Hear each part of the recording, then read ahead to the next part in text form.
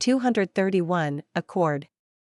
No one paid us any mind, only a few sent some longer glances our way. I changed my hair and eyes, but my face and body were still the same, so it wasn't unexpected that some looks lingered. I mean, my body was sculpted to perfection. I would have been disappointed if it didn't earn me glances, even if this one was just a drone replica of my original avatar, lacking the psychic oomph factor. Then there was my companion. Even with the illusion hiding his true form, he still had an air about him that had people scurrying to get out of his way. They seem a bit aimless, the Primarch walking beside me observed, his steely gaze roving the civilians going about their business, causing people to hunch their backs and hurry their steps instinctively. They are still settling in, I replied. It's been a little over a month since they migrated here from a nearby world. They are still getting used to the changes and all the new tools at their disposal. Where are they from? He questioned, watching a small group gathered around a broken-down car, trying to fix it up. That was not on me. The vehicles were their own making, though I recalled Alpha asking for a supply of organic fuel alternatives for the machines. It was not Promethium, but I got them a practically endless supply of organic fuel. Kazathor, I think the planet is called, I said. An out-of-the-way human world on the galactic fringe. It had a chaos cult growing on it, and was ruled by an undercover demon prince. After I eradicated the taint, I gave the humans the chance to come with me and live under my protection. And the rest? Likely in a violent state of anarchy, I said, shrugging. I could have lied, but I decided not to. I believe there is a Tau expedition heading their way to establish some order, since I've given them a heads up about the planet. Though whether that expedition would reach them was now in doubt, with Coldstone heading back to organize a massive offensive on the Imperial Greyhell front. There might not be enough ships left to send to an out-of-the-way planet without any strategic use beyond providing future manpower. Tau, he asked, and his illusion reflected the frown I could feel form on his face. Gangly blue aliens, I said. One of their septs rules this section of the stars, and before you ask, I didn't notify the Imperial forces nearby because they are of the shoot first, ask questions never philosophy when it comes to anything even mildly suspicious. Knowing there used to be a demon prince on the planet would have earned it a quick exterminatus. The Tau at least treat their vassals well, their philosophy won't allow them anything less. He did not like that one bit, but I could feel a grudging acceptance in him. These humans were not Imperials, and they would be fine if he could believe me. He had billions in much worse situations to worry about. They are nostalgic, I continued. They remind me of what humanity used to be like, what I imagine they were like in the centuries heading up to the age of technology.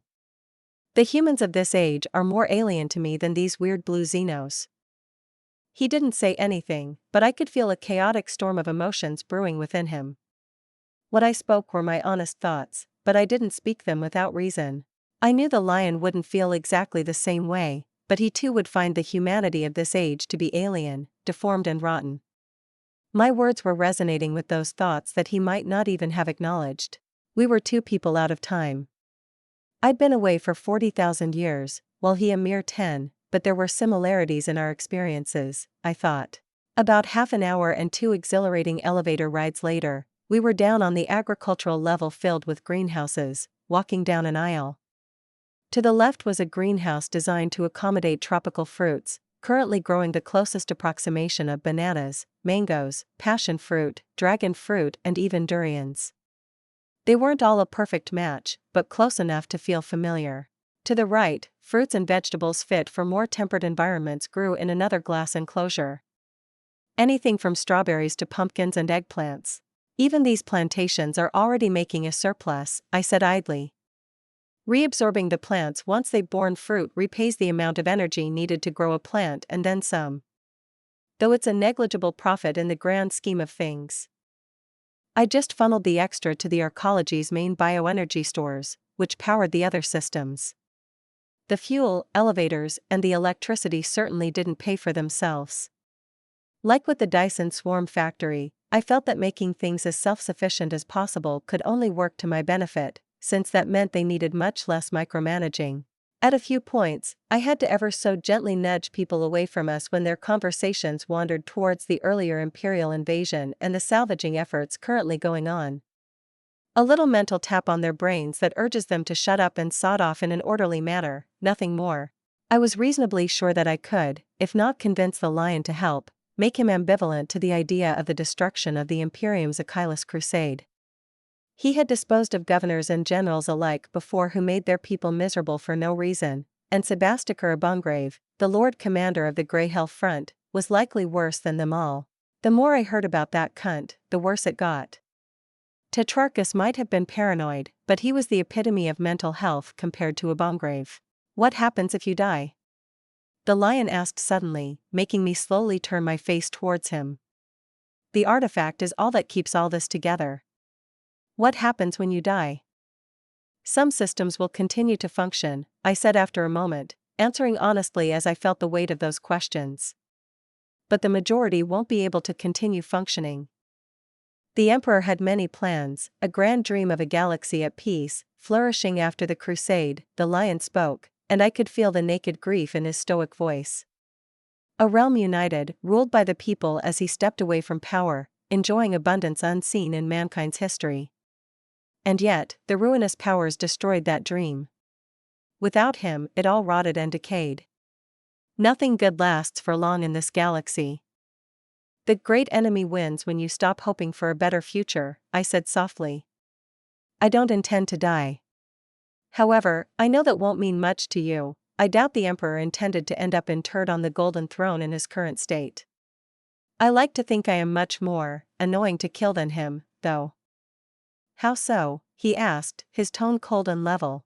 Look into my eyes, I asked, turning to him as my eyes shifted into those of a navigator.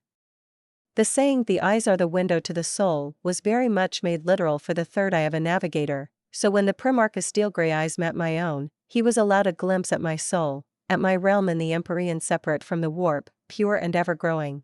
He stiffened, his eyes widening as he almost took a step back, but caught himself. Proper navigators could drive lesser men to madness by subjecting them to their gaze, but I assumed that was because they showed a glimpse into the abyss of the warp. My realm was smaller, not endless, and Lionel Johnson was no lesser man. I am incorruptible, I said with certainty, and I saw him reorient himself with a grunt. I am anathema to the forces of chaos in a way not even your father is. When I combine that with the power of the artifact now serving as my vessel, I feel confident in at the very least not dying.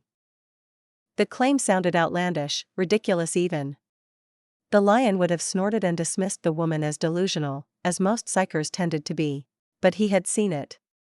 That brilliant silvery light that glowed with such purity that he felt the lingering darkness receding from his soul, as if what little of the warp's accursed nature that had latched onto him throughout his life fled at its mere sight.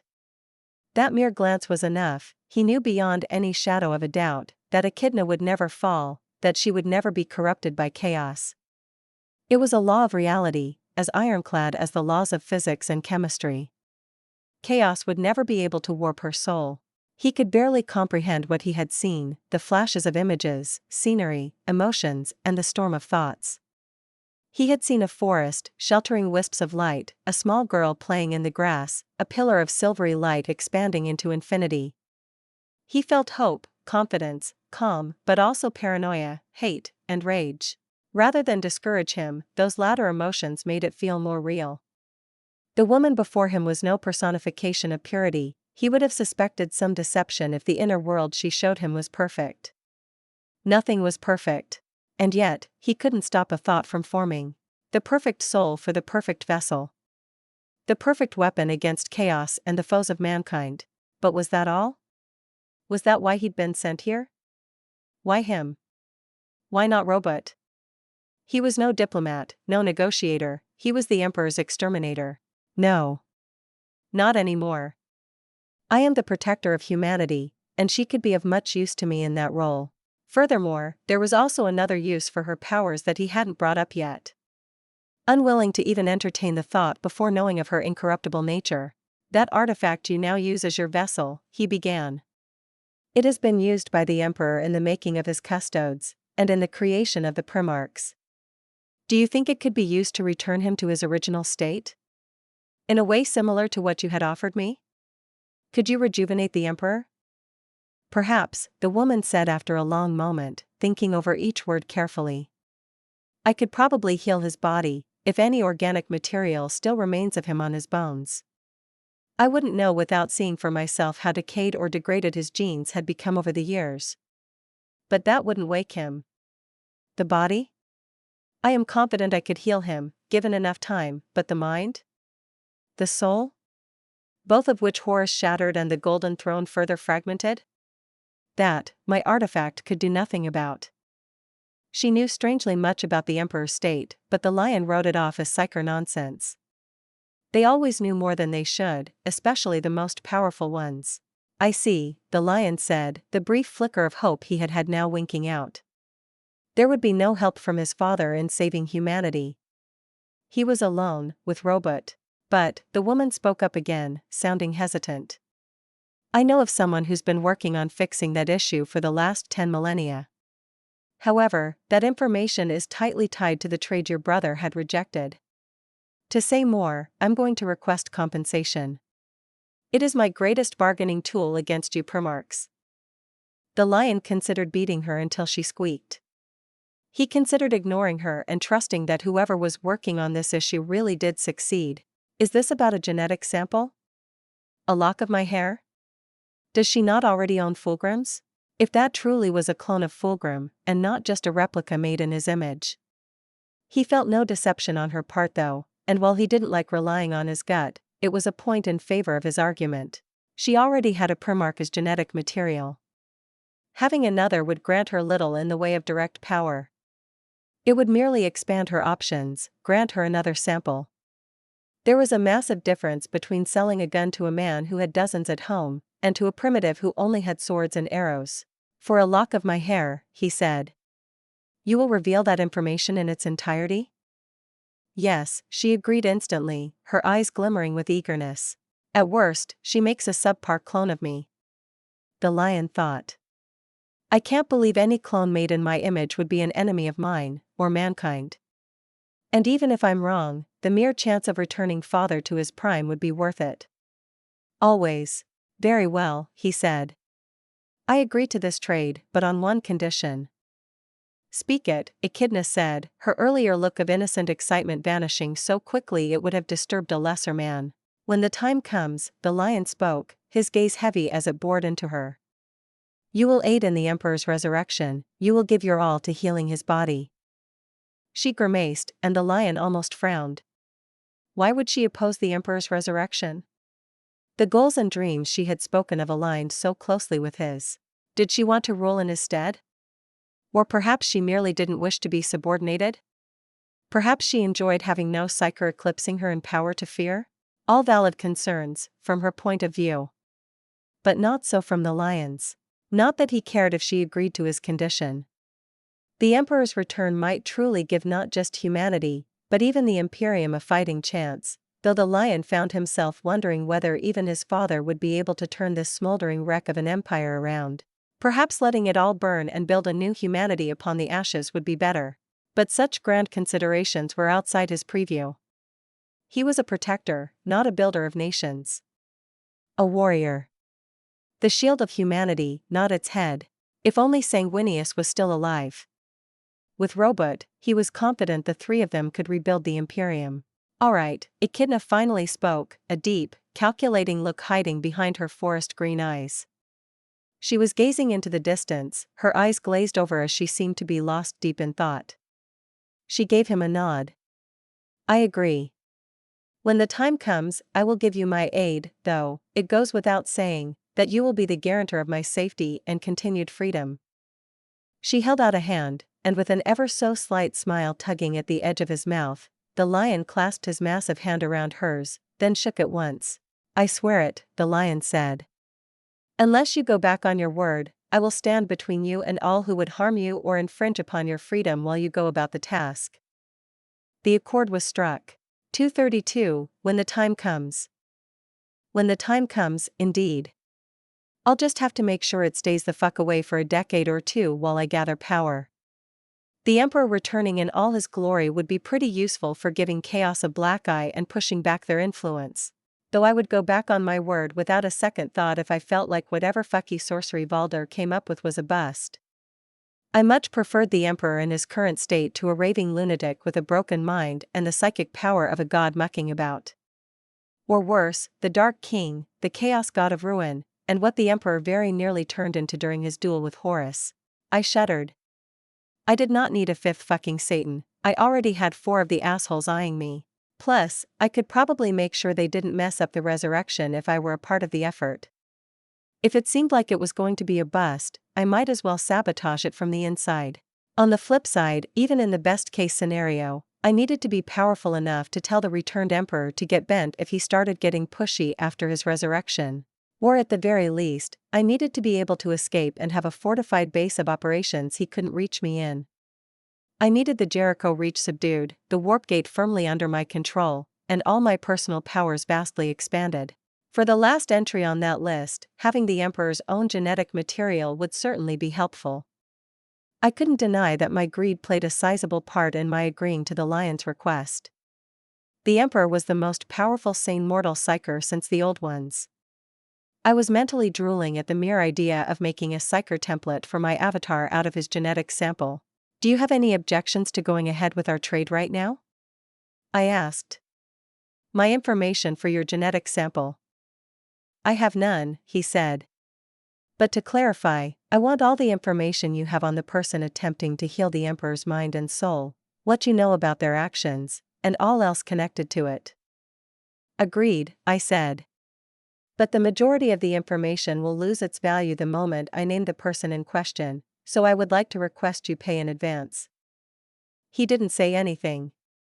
Instead, he swiftly grabbed his helmet, stuck it to his waist with a maglock and then plucked a single strand of gray hair from his scalp, which he held out for me with a look of impatience on his weathered face. I took it and absorbed it in an instant. We have a no-return policy at Echidna Enterprises. Like with Fulgrim's, the tiny genetic material was like a spark that illuminated a complete template in the dark recesses of my mind, thus far out of my reach, but now available to me in its entirety. He said the Emperor used this artifact to build his custodes, and even the Primarchs. Was that why I had these lingering templates that merely needed a fragment of the original to become available? It was like only an imprint remained, all else having long been scoured clean from the eldritch artifact's memory by eons of starvation. But not entirely. What else could be lying in the darkness, waiting? Maybe even those imprints faded over time, and only those remained that had been engraved relatively recently. I seriously doubted the Emperor made this thing. He never struck me as having the eldritch mad scientist vibe. He probably found it somewhere. Where did it come from originally, though? Some ancient Xeno race that mastered the art of biomancy? Or maybe genetics? Thank you, I said, giving the Primarch a serious nod even as a part of my mind continued theorizing. This was big, huge. The man you seek is known as the King in Yellow, and he has been busy building an army loyal only to him these last 10,000 years. His influence is vast, a web spread across the Imperium, and his army is likely unrivaled in the Imperium by any other. His goal is, and always has been, learning the true name of the Emperor. You mentioned that I would know him, the Lion said, frowning. That he is someone from my time. Yes, I said, nodding. Very few know his true name, and I doubt any outside his inner circle who learned of it lived to tell the tale. But I saw the story of one who did. His name is Constantine Valder. His visible reaction was mild. The widening of his eyes, the slight parting of his lips, the sudden tension in his posture. But I sensed more than mere eyes ever could. I felt his shock. Like a thunderstrike, it echoed and sent shockwaves through his aura and into the warp. I felt the waters churning, and for a moment, it felt like the immaterium itself was holding its breath. The suspense stretched for eternity, but was over in an instant, and everything continued on as normal. But it was not. That thing I felt, I had no idea what it was, but if I had to guess, it was a shatter point. A crucial moment in time where the threads of fate all coalesced, and the path the future would take was decided. Did I just somehow fuck up fate? I mean, I know my existence is like a massive middle finger to canon, but what I'd just done probably went beyond that and derailed a canon event. Well. On that note, I said, continuing as if nothing had happened. The lion was a primarch, so even if he was shocked speechless, which he was not, he could still multitask and listen to what I was saying while simultaneously freaking out. Which he also wasn't doing. His mental state snapped back to the usual stoicism annoyingly fast. I believe what started him on his quest was an agreement with Leman Russ, since the Wolf Lord was last heard from when he was heading deep into the warp, supposedly searching for some miracle fruit that could heal all wounds. One that could heal the Emperor's body, while Valder worked on finding a way to heal his mind and soul, which started him on his quest to uncover his true name. Leman still lives? He asked, with a hint of hope. I do not know, I said, shaking my head. As I said, he was last heard from before he entered the warp on his own quest more than 10 millennia ago. He could still be searching, the atemporal nature of the warp making it feel like only days have passed to him, or he could be dead, or even imprisoned in one of the Chaos God's realms. If he still lives, I think your father is the only one who can beckon him home. I could almost taste his thoughts. He was feeling a tiny bit scammed, thinking, what use was I when Leman was going to find the super magical healing fruit, anyway? That emotion left his aura a moment later as his mind quickly caught up with his emotions. He was a masterful strategist and knew that relying on a single point of failure not to fail was not a recipe for success. Really, it was tempting fate. Having options, alternative plans, and fallback options was always better than not having them. My value might have dropped a little in his eyes, but he also knew that I was here and already had the capability to heal the physical form of his father. Meanwhile, who knew whether Russ was even alive? I see, he said, his emotions settling as he gestured for me to continue. Finding Valder will be a challenge, I said. If that is something you want to do. He has somehow claimed a slice of the warp for himself, or maybe it's so pseudo-dimension? A pocket space? Maybe a section of the webway? Anyway, the point is that the space he operates from doesn't exist in real space, and the only thing I know about is that one of the entrances was located in the hive city of Queen Mab, but that was a few hundred years ago. It might still be, I'm not aware of the details. What I do know is that the last group to find their way inside was a small party led by one Inquisitor Gregor Eisenhorn and Gideon Ravener. That's the one trail you can follow. How accurate is this information? He asked. How sure are you that what you are telling me is the truth? I have known more than one precognitive who was absolutely sure of their understanding of the future up until the moment their vision came crashing down around them. This is no precognition, I said calmly. I have told you not what will happen, but what has already happened. The future is always in flux, but the past is not. There is only ever a singular past while there are an infinite number of possible futures. Trying to comprehend it all understandably drives some mad. I was not blessed with that talent, which might be a blessing in disguise. Well, I would not be blessed with that talent while my soul and realm remained separate from the warp at large. I see, he said, nodding. I wasn't sure that he did see, but whatever. I'd been paid already, and if his distrust made him avoid calling in the favor I now owed, all the better. I might as well share what else I know about the fate of your brothers, I said after a moment, not letting the silence linger between us. The information that's been paid for by your brother, Gilliman. I won't double charge you. Not that he had anything else I wanted, because I doubted he would hand over any of the no-no toys his dark angels had squirreled away on the rock. He nodded again, and with a deep breath, I began talking, repeating everything I'd told Gilliman word for word. By the end, the lion looked ready to bolt off and go murder someone. I wasn't sure whether that would be Dark Eldars I'd said likely killed Jagathai Khan, or if the target of his ire would instead be Corvus Corax, who had spent 12,000 years brooding and haunting Lorgar while the Imperium decayed. Maybe orcs to avenge Vulcan? The Black Legion, to avenge Dorn? Maybe even he didn't know, but he was looking downright homicidal, practically vibrating with murderous intent. Outwardly, only the slight grinding of his teeth and the furrowing of his eyebrows showed his rage. Now, I could either gently nudge him to sod off back to Nihilus and murder the hell out of some unfortunate Chaos Warband, or I could maybe find him a target closer to home. No, I shouldn't. I shook my head inwardly, dismissing the silly idea. Having a Primarch as stubborn as him around would probably make truly conquering the planets held by the Imperium in the sector nearly impossible. Sure, he might go along with murdering the current high command of the Achilles Crusade for how atrociously bad at their jobs they are, but after that, he wouldn't want the Tau taking command. He'd much rather name a competent military officer to take over the reins. Which would be a pain. So no, it was better if he went back to doing lion things at the other end of the galaxy post-haste.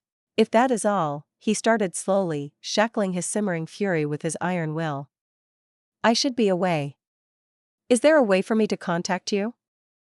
I was pretty sure he was asking for the location of this planet. Alas, I had different plans. I didn't want the Imperial fleet knocking down my door again. This should do it, I said, suppressing a smirk as I held out a hand. In it, a bundle of white tendrils grew into a fist-sized toy made in the image of Fulgrim. It looked like one of those bobbing head figurines with an oversized head. Squeeze it until it pops, and I'll know to come and where to find you. It will probably work through the Great Rift, but Terra is on this side, so I doubt that will be tested. Like his brother months ago, the lion stared blankly at the toy I was handing him. I squeezed it lightly, which made the toy Fulgrim's large head inflate like a balloon. There was no tactical, strategic, or any other benefit to it, but I just couldn't help myself. I liked messing with people. The more stuck up or serious they were, the better. I stiffened as I felt the warp boil over, and the toy being torn out of my hand. All around me, the ethereal image of a dark forest clashed with reality for all but a moment before it snapped back. By then, I stood alone. Rude, I muttered, my eyes tracing that strange forest realm of his sinking into the depths of the warp like a submarine. It faded out of my sight much sooner than it should have. I shook my head, then allowed myself a smile. Well, that happened. Could have been worse. 233, date idea of the week, crusading. And now he is gone. The end. I said, smiling at my entranced audience. Celine was groaning, massaging the bridge of her nose. Dal looked mildly affronted, like I had just thrown a bug into his soup, while Zedov gave off no visible reaction, but I could feel him discard an entire mental folder of plans. The others? Bob was horrified at having had a Primarch on the same planetoid as him, Faye was livid at the same thing, and poor Zara looked like she was about to get a heart attack or a stroke any minute now from pure stress. I gently reached out and uncoiled the tightly bound bundle of nerves that was Zara. I needed to go ahead with my plan about that girl soon because I was reasonably sure she would break down if I wasn't around to psychically calm her now and then. What's the likelihood of him actually calling in that favor? Valineth asked with a frown. Who knows? I replied, shrugging as I dropped into my chair. Not that it really matters. Healing the Emperor's physical body is one of the easiest steps that need to be taken to return him to life. If it wasn't me, it would be someone else. This way, I can at least make sure they don't botch the whole thing and make a fifth Chaos God instead. That's a possibility? Dal asked, now holding a hint of horror in his voice as even Celine and Zedov looked up sharply. A very real one, I said, my tone drier than the Sahara. The Dark King, the Chaos God of Ruin. Only chance and the sacrifice of some heroic souls prevented its birth during the heresy. And you can prevent it from going wrong? Celine asked, sounding like she had very mixed emotions about the topic. On one hand, she was a servant of the Imperium not long ago, venerating the master of mankind.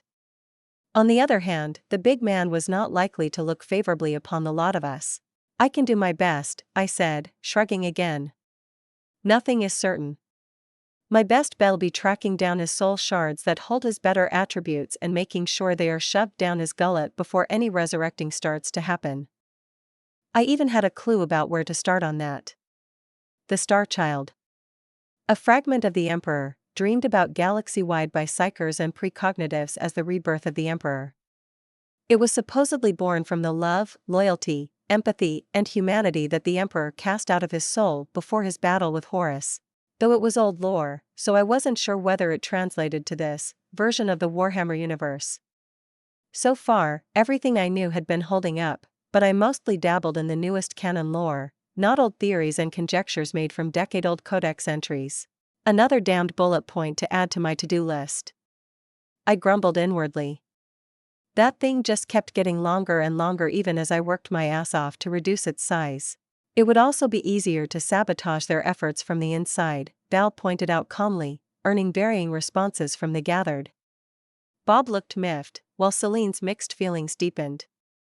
But Zedev, while showing no outward signs, was downright considering murdering my Eldar advisor. Even if the Muggo served me now, he still saw the Omniscia as his god, and the Emperor as its earthly manifestation. Note to self, don't mention that I've had similar thoughts while Zedev could be listening. Anyway. All that's in the far future, I said, clapping to gather their attention back on myself. I am not helping either way until I can ensure that we will remain free and safe. I see a lot of conquering and cover takeovers in our near future. With the Tau launching a major offensive, I think taking control of the Jericho Reach is within the realm of possibilities. Agreed, by the way. I spoke into Val's mind, to which he only reacted by slightly narrowing his eyes as he stared at me. But the good Muggos is already thinking of murdering you, and I don't want to dispose of him, so let's not advertise that idea in his presence. Understood. Val replied, and I cut the connection. The Jericho Reach. It was a remote and isolated slice of space with few worthwhile resources for the major players of the galaxy. Which was one of the primary reasons why I had chosen it as my destination to set myself up. The Imperium and the Tau were the biggest obstacles at the moment, but there were also other problems slumbering in the dark reaches of the sector. The Death Watch knew about many Chaos worlds, some quarantine Tyranid systems, orc kingdoms of varying sizes, and Necrons. They weren't sure, but they suspected that numerous undiscovered tomb worlds were scattered across the sector. Then there were the other varied horrors that belonged to no major faction but could still prove problematic. A world ruled by an AI, the eldritch abominations in the halo stars on the galactic border, and more. I'd have my work cut out for me, but the Imperium was first up on the chopping block. Or rather, the Achilles Crusade and its holdings in the sector. Wait, he refused the rejuvenation treatment? Celine asked after a few seconds, making my thoughts snap back to the present. I frowned and recalled the details. I wouldn't say that, I said. He was a bit peeved when we parted ways. I wouldn't dismiss the idea that he was just too angry to remember. But he did also mention that he couldn't trust me to operate on his body, which is fair. I could hide a whole slew of nasty surprises in his body if I so wished. I wouldn't trust me if I was in his shoes either. Hypothetically, I could also kill him effortlessly if he subjected himself to my procedure. But I doubted his plot armor would allow that. Dying on an operating table would be the lamest pre-march death ever. So in practice, that would be impossible. I spent the next few hours calming them, and more importantly, planning our next course of action. Plus, delegating of course. Faye and Bob were still tasked with construction, Zedev with reverse engineering technology and Alpha with handling the arcologies and her sisters. Celine and Val were the only ones free of any obligations, but that wouldn't be for long. I planned to take my girlfriend with me on our little crusade against the Imperium, and Val would be left behind as a protector of Valia. He was the only one strong and versatile enough aside from myself who could keep the orcs and any other problems that might pop up in check. Finally, I decided not to be an ass and guided Zara's soul into my realm. It was both easier and harder than with the others. The shadow obstructed the demons from swarming her soul in force as she made the journey, but it also made the task of projecting her mind into her soul much more challenging. But Zara was a tough girl. She persevered, and now her flickering little soul shone in my realm like a tiny star. With this, she wouldn't have to worry about overdrawing on the warp and inviting demonic possession or corruption. She could still blow herself to smithereens by channeling energy beyond her body's limits, but I was reasonably certain she wasn't stupid enough to do so. Plus, I could clamp down on it if I noticed it in time. We had tested it with Celine. I could prevent any soul energy within my realm from flowing into a soul, even if that soul was a psyker trying to yank that energy into themselves. My soul simply had a much stronger pull on that energy, one that no lesser soul could contest. It would also allow me to soothe her mind even if I was half a galaxy away by using her soul as a vector for my powers. That had some curious implications. Essentially, anyone whose souls were in my realm was at my mercy, even Val. His power output might come close to that of my avatar, but my soul vastly eclipsed his Eldari one in power. Mental soothing wasn't the only power I could use that way either. I don't know why I'd never considered this before, to be honest, but I could telepathically communicate with everyone whose soul I had in the realm. Or I could look through their eyes, even puppeteer their bodies, though I didn't want to ever do such a thing. Well, they could fight it, of course, like they could fight any psyker power from affecting them by the strength of their spirits. But again, my soul was ridiculously powerful. For now, I'd only use it to keep in contact from afar and to soothe the poor traumatized Zara. In the future though, it could be the foundation of an interstellar telepathic network. A communication network that worked not merely at FTL speeds, but instantaneously. Even the Necrons would be impressed, and the Imperium and its astropaths could only watch on in envy. I just needed to leave behind people whose souls I had in my realm in every star system I controlled. Further uses of this discovery would have to wait though. Especially since everyone whose soul I had on hand at the moment was a trusted confidant, and not some unfortunate disposable sod I could experiment on freely. And I was reluctant to dirty my realm with the souls of the likes of people I usually preferred to experiment on. My mind cores worked tirelessly to optimize my designs, to create different versions of drone templates for various purposes. I needed my spaceship designs perfected first, and then the rest. In the meantime, I prepared as much as I could. There was another gathering of the Senate, where it finally started somewhat operating in a way I imagined it. They made proposals for new laws to govern themselves with, made requests of me, and put forth questions I never thought to answer. I granted most requests and allowed most proposals that gained a majority vote to go forth without vetoing them. I cared little about how they policed their internal economy, or what laws they put into place about banks, land ownership, business, and such. The only ones I vetoed were stuff that would have empowered them to start meddling in stuff I considered strictly my business, like policing them or the military. I also had a bottom line for some things I didn't allow to slip under, mostly quality of life for the common citizens, healthcare, minimum wages, work hours, vacations. The 21st century Earth I knew was a paradise when compared to the holy Terra of today, but it didn't mean I had to be satisfied with replicating any nation I knew. I wouldn't allow myself to be shackled by the ideals of that world. Case in point, I would not waste my time with putting criminals guilty of the great crimes I've forbidden to death. Rape and murder were punished by immediate and very painful death. Most of the time, that death came before they could even properly commit the crime, if I was on the moon at the time. A mind core would send me a ping, and the offender would suddenly implode from a spike of psychic power. The people started settling down, and the chaos following their relocation was dying down, giving way to calm monotony. The system was working, and they were starting to believe that it truly wasn't too good to be true. There was no other shoe waiting to drop on their heads and crush them. Only the upper crust and the few would-be scientists more involved in the salvaging efforts of the Imperial vessels seemed to see the other shoe, and they were properly terrified. They saw the distant but impossibly huge boot that could stomp out their little paradise if it so wished. But their horror was not singularly aimed at the distant threat of an Imperium that held control over 1,000,000 worlds, it was more spread out. They now believed the information I shared with them about the forces of the galaxy, and the smarter ones also had a much healthier level of fear of me, as the one who destroyed an armada of warships the likes of which had advanced designs they could barely comprehend the basic scientific principles of. That worked to oil the Senate and help it function as it should.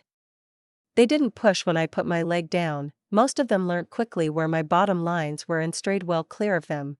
That meant they also didn't protest when I enshrined the privileges of myself and those I elevated into my council. It wouldn't do if they thought they could run loose if I was away on some adventure, so I made sure the chain of command was crystal clear. If I wasn't available, Celine would be my regent. If she was away with me, then Alpha would take her place. All that meant I was reasonably certain my little budding holdings wouldn't implode the moment I was away. I even tested the automated systems built into the arcologies, and the control terminal held in the fortress that was keyed primarily to Alpha, and my daughters in general. With that, they should be able to issue commands to the organic computers, commanding the legions of combat drones I've left behind in case the need arises. By the time I sensed the squadron of Tau warships approaching 3 months later, I was merely expectant and excited, no longer worried about whether all I'd built up until that point would come undone by my departure. I trusted my daughters to hold it together with all the support systems I built for them. Ready to go on a crusade, my love? I asked with a grin, glancing up at the empty sky as my spar with Celine suddenly came to a halt. Our blue friends are here. It is time. Always, Celine said, her voice hungry as she gave me an eager grin. 234 glimpses. Zara still couldn't believe it. It was impossible, something no psyker alive today ever even dared to so much as dream of. The reality of that hit her once the stress faded away, leaving her just exhausted and staring up at the ceiling of her personal apartment. For the first time in her life, there were no whispers, no voices in her head beside her own, no monsters gnawing at the border of her mind, nibbling on her sanity. Her eyelids fell, and in the darkness of her mind, she found not endless horrors, but a world of radiance and calm. It felt like a warm, comforting hug, filled with the love of a mother she never knew. It was impossible, unbelievable. The Empyrean was a realm of endless horrors beyond comprehension, but now it was just not. For the first time in her life, Zara fell asleep with a sigh of relief, leaving her lips, and no nightmares haunted her slumber. When she awoke, maybe 12 hours later, she felt refreshed in a way she never had before. Even the dark bags that had been an ever-present accessory of her eyes looked dimmer, and her skin had gone from being pale and gaunt to a modicum of healthiness. A helpless sob escaped her, sending a shudder through her thin body as she stared into her own eyes in the mirror. Her fingers gripped the rim of the sink as relief crashed into her, the veritable tide of it having been held off for so long as she just numbly grappled with the realization of what had happened for a day. Lady Echidna saved her soul. Zara no longer had to fear the ruinous powers and their grasping claws, for they could no longer reach her. Madness and possession were no longer a fate she had to fight against day after day. Her soul would no longer become a snack if she somehow managed to get herself killed. She would have an afterlife in that realm of radiance and comfort. For the first time in her life, Zara didn't dread dying. But that didn't mean she wanted to die either. It was not fear of death that drove her now, but a depthless well of gratitude and shame. She didn't deserve this. So many others, billions, fell prey to demons day after day. But she was glad. Call her callous, but watching others get ripped apart by demons didn't hurt nearly as much as going through the same thing, she wagered. There was no test, no judgment, no nothing. They said in the Imperium that after death, every soul had to stand before the Golden Throne and be judged by the God Emperor of mankind. Those found worthy would join his golden halls. Zara knew that was a myth. Sure, there were dubious accounts of saints coming back from death, but there were a mere handful of them. A handful among quadrillions. Zara had personally seen hundreds meet their ends in the maw of demons, reduced to nothing but a snack for those accursed beings. The Emperor and his promised afterlife were a lie. Yet, here she was, having been granted an afterlife without any judgment. In this realm, she could feel the Silver Lady. It was almost impossible not to feel her. Her soul was like a silvery star, serving as the star around which the entire realm revolved. And when Zara had been talking to her, she felt her attention, felt her emotions. There was no judgment there, just pity and kindness. The woman had seen how Zara suffered under the Inquisitor and took pity on her. That was it. Luck, and the pity of a being more powerful than the Emperor himself, because how could she not be, when the Emperor could not grant his promised afterlife while she could on a whim? That was what saved her from eternal damnation. Zara would be eternally grateful. She had no idea how to repay her. She had asked, but in that respect, the Silver Lady was of little help. Repayment? She had asked, an alabaster eyebrow raised in amusement as a soft smile graced her lips. I need no repayment, Zara dear. Enjoy your life. Find something to take joy in. It has been denied to you all your life, but it's not too late. I didn't do this to earn your gratitude or worship. I need neither. Just, try to have fun, alright? It only made Zara feel the need to repay her all the more. Was it guilt that drove her? Shame? Gratitude? She didn't know it, but it was a pressing need. The Eldar, Valineth, helped her with stuff, didn't he? He was a psyker too, a powerful one. Was that the problem? Would Zara be of use if she were powerful too? She wanted to be, she had to be. Her teary eyes hardened in the mirror, resolve shining beneath them. For the first time in her life, she would do something not because she was ordered to, or out of fear, but of her own volition. How hard could it be to convince that uppity Eldar to teach her? I didn't take much with me, I didn't need to. I could make an army just with all the bioenergy sitting in my avatar, and the ever-growing stash of it I have floating in my realm. Still, that was not the impression I wanted to give to my jumpy Tau allies, especially since Coldstone, who'd somewhat grown used to the kind of nonsense I could bring about, was not the sole ethereal in their armada. As such, I built a single massive spaceship that would serve as the carrier of the rest of my fleet. And Jeff, the second iteration of my Leviathan pet, of course. He was buzzing with excitement at the prospect of heading into battle and avenging what he'd seen as a shameful demise in his first engagement. It needs a suitably magnificent name, I mused, running my hand over the armrest of the carrier's command throne. I wouldn't bother otherwise, but I might have to keep this ship around for the sake of appearances, if nothing else. So, any suggestions? Agreed, Celine said, standing straight as an arrow and looking absolutely ravishing in a white military uniform. Standing on the bridge of a ship apparently brought the military officer out of her again, as she reflexively defaulted to standing in parade rest.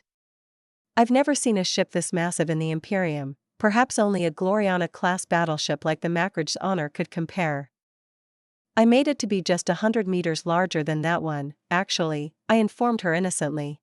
You can be so childish, Celine said with a good-natured smile and a roll of her eyes. It's one of my better traits. I grinned, throwing myself sideways on the throne so my legs went over the armrest and I leaned back on the other, peering up at Celine from upside down.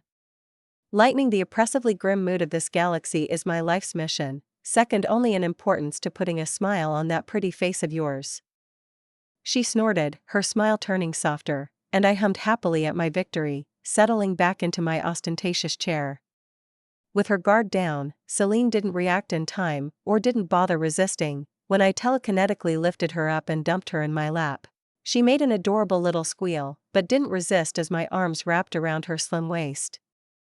Quite likely, we'd have annoying blueies on board, or too much work to do in the near future for such public acts of affection, so I decided to enjoy the last few minutes. Even if that was also the reason for both of our lack of sleep the night before. Celine giggled, squirming in my grasp playfully before she settled down. She wrapped her arms around my own waist and nuzzled her face in the crook of my neck, her warm lips sending shudders down my spine as they brushed against my skin. So improper, Captain, Celine whispered pitifully. But what am I to do when you want to have your way with this unfortunate private? She really knew all the best words to say. Unfortunately, she also knew that Coldstone and his friends were already on a shuttle heading our way, so I couldn't actually act on my impulses for once, no matter how much I wanted to. The mean glint in her beautiful steel-gray eyes showed I was right. The naughty minx wanted to punish me for acting improper when she was in officer mode. We still have about 20 minutes, I purred into her ear, and felt her shudder in my grasp. You're magicking away all evidence by the time they get here, Celine demanded, sounding a bit breathless as she leaned back and stared into my eyes, hunger and desire shining bright in those pretty eyes of hers. Deal. I grinned, and that was all she needed to smash her lips against mine and start peeling off my own uniform. Ounsal Keltau, better known as Coldstone among the uncivilized masses who couldn't speak the Tau language, found himself at a loss for words. Well, not quite. See, he had about a dozen curse words and swear words from various human, Orcish, and other languages that accurately described his current feelings, but the enlightened language of the Tau was sterile, for the lack of a better word. It had no curse words, it wasn't made to swear and spout vile threats. For the first time in quite a while, Keltau once again felt quite annoyed at the lack of linguistic tools at his disposal. Because he really wanted to curse someone, or perhaps fate itself, at this moment. Yes, that's a spaceship, honored elder, Keltau said, resisting the urge to massage the bridge of his nose to ward off the sudden onset of a headache. I know it seems unbelievable, but might I remind you, I have repeatedly tried to convince you, and our august brethren in the Ethereal Council, of our newest allies' capabilities. That thing is alive, Ounsal. Oundvreur, the eldest and one of the highest ranked among the Ethereals commanding this crusade, asked. He was 3 entire ranks above a lowly Ounsal. Above him stood only the Holy One, the Aunel, who was the most enlightened among the Ethereals of the Vekon September. You're telling us that is a single ship? It is what I am suspecting based on prior evidence, Keltau said, wishing dearly that they had sent someone else to oversee this crusade against the imperial holdings of the region. He just knew IUR would clash with Echidna sooner or later. Which, now that he thought about it, might have been the point of sending the most confrontational ethereal who was most opposed to not properly incorporating the human psyker into the Tau Empire, by force, if necessary. They wanted to see how she'd react. The fools. Her architecture is primarily organic in nature, as I've said in previous reports. It is facilitated by the artifact she's melded with. If that is true, and that Gula is capable of making such a thing in just a few months' time, that's all the more reason to eliminate the threat she poses or to properly get her under control. The older ethereal fumed, spinning to glare at Keltau. How can such power be held in the hands of an unenlightened brute who doesn't even bother to pay so much as lip service to the Tau VA? It's unacceptable. The council has made its decision, Keltau said mildly. That course of action has been discarded by a majority vote, if you recall, Elder. She is an honored ally, per the council's ruling. I hope you will hold yourself to that decision when we meet her. Almui Kovash, the last member of their ethereal group present in the squadron of ships heading to meet up with their ally, gasped. When Keltau glanced over, he saw the ever-studious ethereal stare transfixed at the displays of the onboard sensor suits. What a magnificent creature! Kovash exclaimed, and Keltau once again had to suppress the thought that the man might have fit in more with the Earth-caste scientists than with the other Aun. To think such a massive creature could sustain itself in the void of space.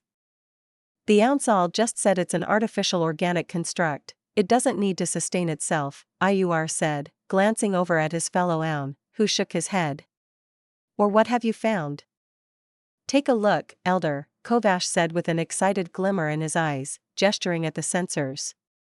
I am not speaking of the ship, but this magnificent specimen. I was of the mind that the void krakens were a mere myth, but then this beauty just shows up on our sensors. Huh. What good fortune. Keltau stepped behind the excitable man, peering down at the displays, and IUR followed along with a huff of dissatisfaction. The optical sensors saw only the ridiculously colossal spaceship floating before them, and the same went for heat and radiation sensors. But there was something out there. Something massive, swimming in the void of space like it was water, its massive body darkening the stars behind it. Laser sensors were worthless, the dark material covering the creature absorbed them wholesale without letting them reflect. That's one massive life sign, Keltau muttered, his eyes snapping over to the gravitational sensors. The ship, and this creature too, were so huge they were showing up as asteroids on that sensor. And not as subdued as the one from the ship. Because it is no mere organic architecture, Kovash said. It is a living animal. One with a mind of its own. How wonderful. As if the creature in question knew they were talking about it, it stilled for a moment, and then there was a shift. From the darkness of space, an opaque form shimmered into existence, coming first as the outline of a gigantic serpentine body, then came the details. The contours of its scales, the spikes on its back, the horns on its head and the eyes. A pair of slitted eyes that looked like nebulae in their vibrant, ever-shifting colors. For once, even IUR seemed stumped, and Keltau breathed a tiny sigh of relief. Maybe that would drive home to his stone-headed elder comrade that aggravating their mysterious ally was not a smart move, or one that would be conducive to their continued well-being. There were few things that were a more obvious statement of power than having a massive space monster as a pet. 235, True Terror. Ounsal Keltau stepped off the shuttle behind his more senior ethereals, just a half step behind, but that was enough of a show of deference for those who knew what to look out for. The fire caste commandos, the 3 ethereals employed as their honor guard, were already fanning out around them in a protective circle. Even if all that was worthless, considering there must have been hundreds of thousands of Marines on a ship this size.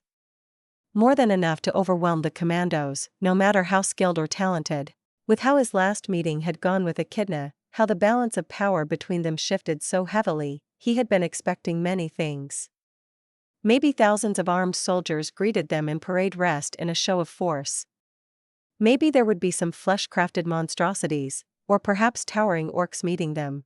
Instead, the hangar bay was all but empty, though more spacious than any he had ever seen before on a Tau spaceship. It was clean and white, with a few silvery accents here and there, but that was it. In form and architecture, it resembled Tau designs with its aversion to corners and edges, instead of the blocky imperial style. They were not left without a welcoming party entirely though, for before them stood a single diminutive woman. She stood at best 5 feet tall, had her white hair bundled up in a bun, and, more interestingly, had a pair of triangular ears atop her head that looked distinctly feline. Keltau blinked, seeing a matching feline tail covered in fluffy alabaster fur slowly swishing left and right behind the woman. He had heard of there being an abhuman subspecies with feline characteristics among humanity, but he'd been led to believe that they looked hideous. He should have known better. Whether it was paranoia or deeply ingrained loathing for all that was different, the humans once again proved they couldn't be trusted. Even if he couldn't see the woman as attractive as a Tau, he could tell objectively that she was rather pleasing to the eye. "Welcome aboard the Sovereign, my lords," the woman said, bowing slightly to them before straightening. She held a pleasant, professional smile. "If you would follow me, I will lead you to Lady Echidna. She's been looking forward to your arrival for some time now. It is good to see that your travel seems to have gone unhindered." "Is your lady short on servants?" Iur asked, his voice clearly derisive as he panned his gaze about the empty hangar. "Is a single girl all she managed to scrounge up for a welcoming party for her allies?" Keltau was tempted for a moment to slam his stubborn idiot of a senior into a wall, but he dismissed it. There was nothing to be done. Iur words might have been scathing, but that's all they would ever be, words. The man was throwing a tantrum, if you wanted to be crude about it, stomping his feet like a petulant child after losing an argument and being told to play nice with the cousin he didn't like. "Her servants are infinite, and upon the Sovereign I am never alone," the woman said, her lips curving down into a frown as she stared at the Audiobook like he was something between an unruly child and a pile of dung she'd just stepped into. Iur snorted, but it quickly turned into a choked gasp as the floor rippled like the surface of a lake. He couldn't put it into words, but Keltau felt something ephemeral in the air, like a shudder running through the ship as forms emerged from the floor. They rose up, hundreds of them standing in a line behind the woman before them, and they matched the descriptions of Echidna's armored warriors.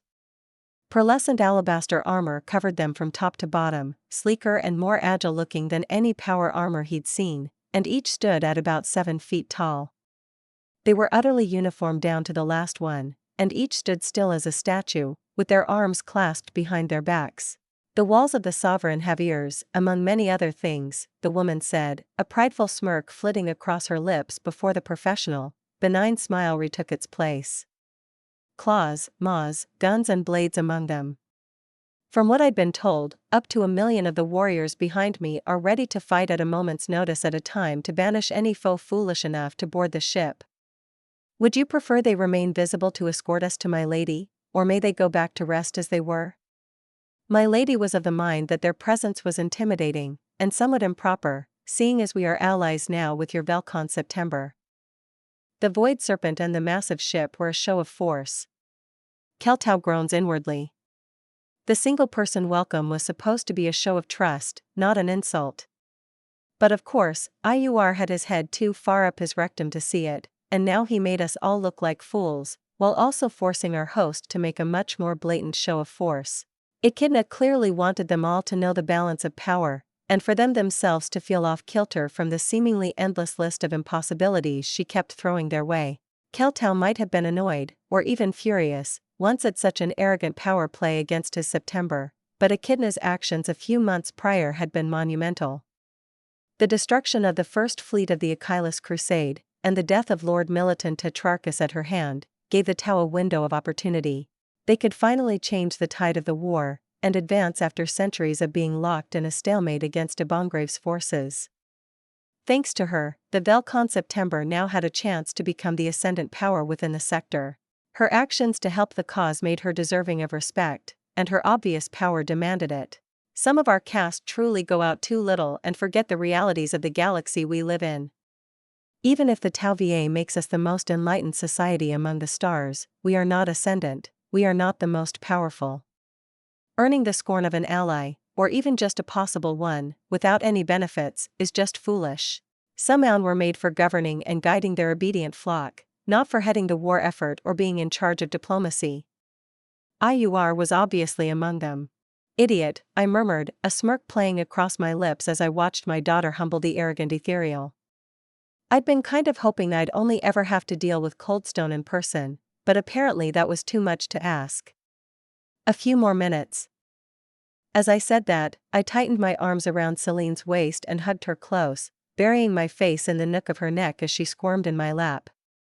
I was as relaxed as I was ever going to be with our recent, hasty stress release exercises, and I felt like I might need it to stop myself from punting that blue little shit into the nearest star.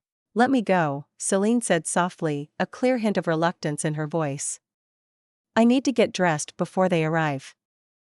I gave an exaggerated woeful sigh, squeezed my lovely partner once more and then let go of her. Moments like these make me reconsider my plans for the future. Maybe I should have just ran away to some distant part of the galaxy with just you, my love. No interruptions, just cuddling and lots of sex. Heaven on earth. She snickered as I slumped back, giving another dramatic sigh, but spun around and placed a lingering kiss on my lips. When she pulled away, there was a playful smirk on her lips.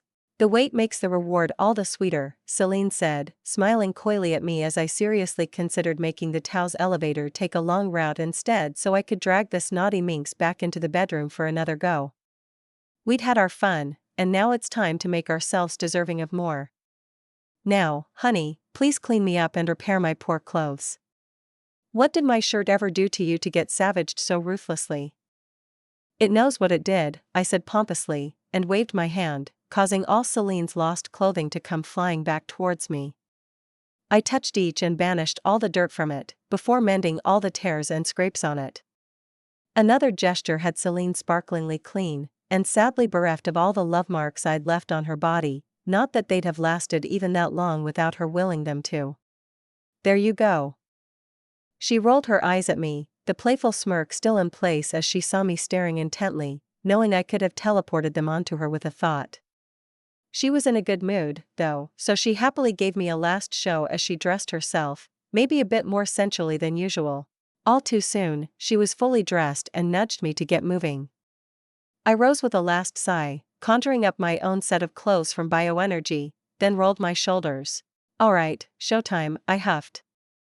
This might get annoying, the old blue cunt seems like he doesn't get clues unless you quite literally smash him in the face with them.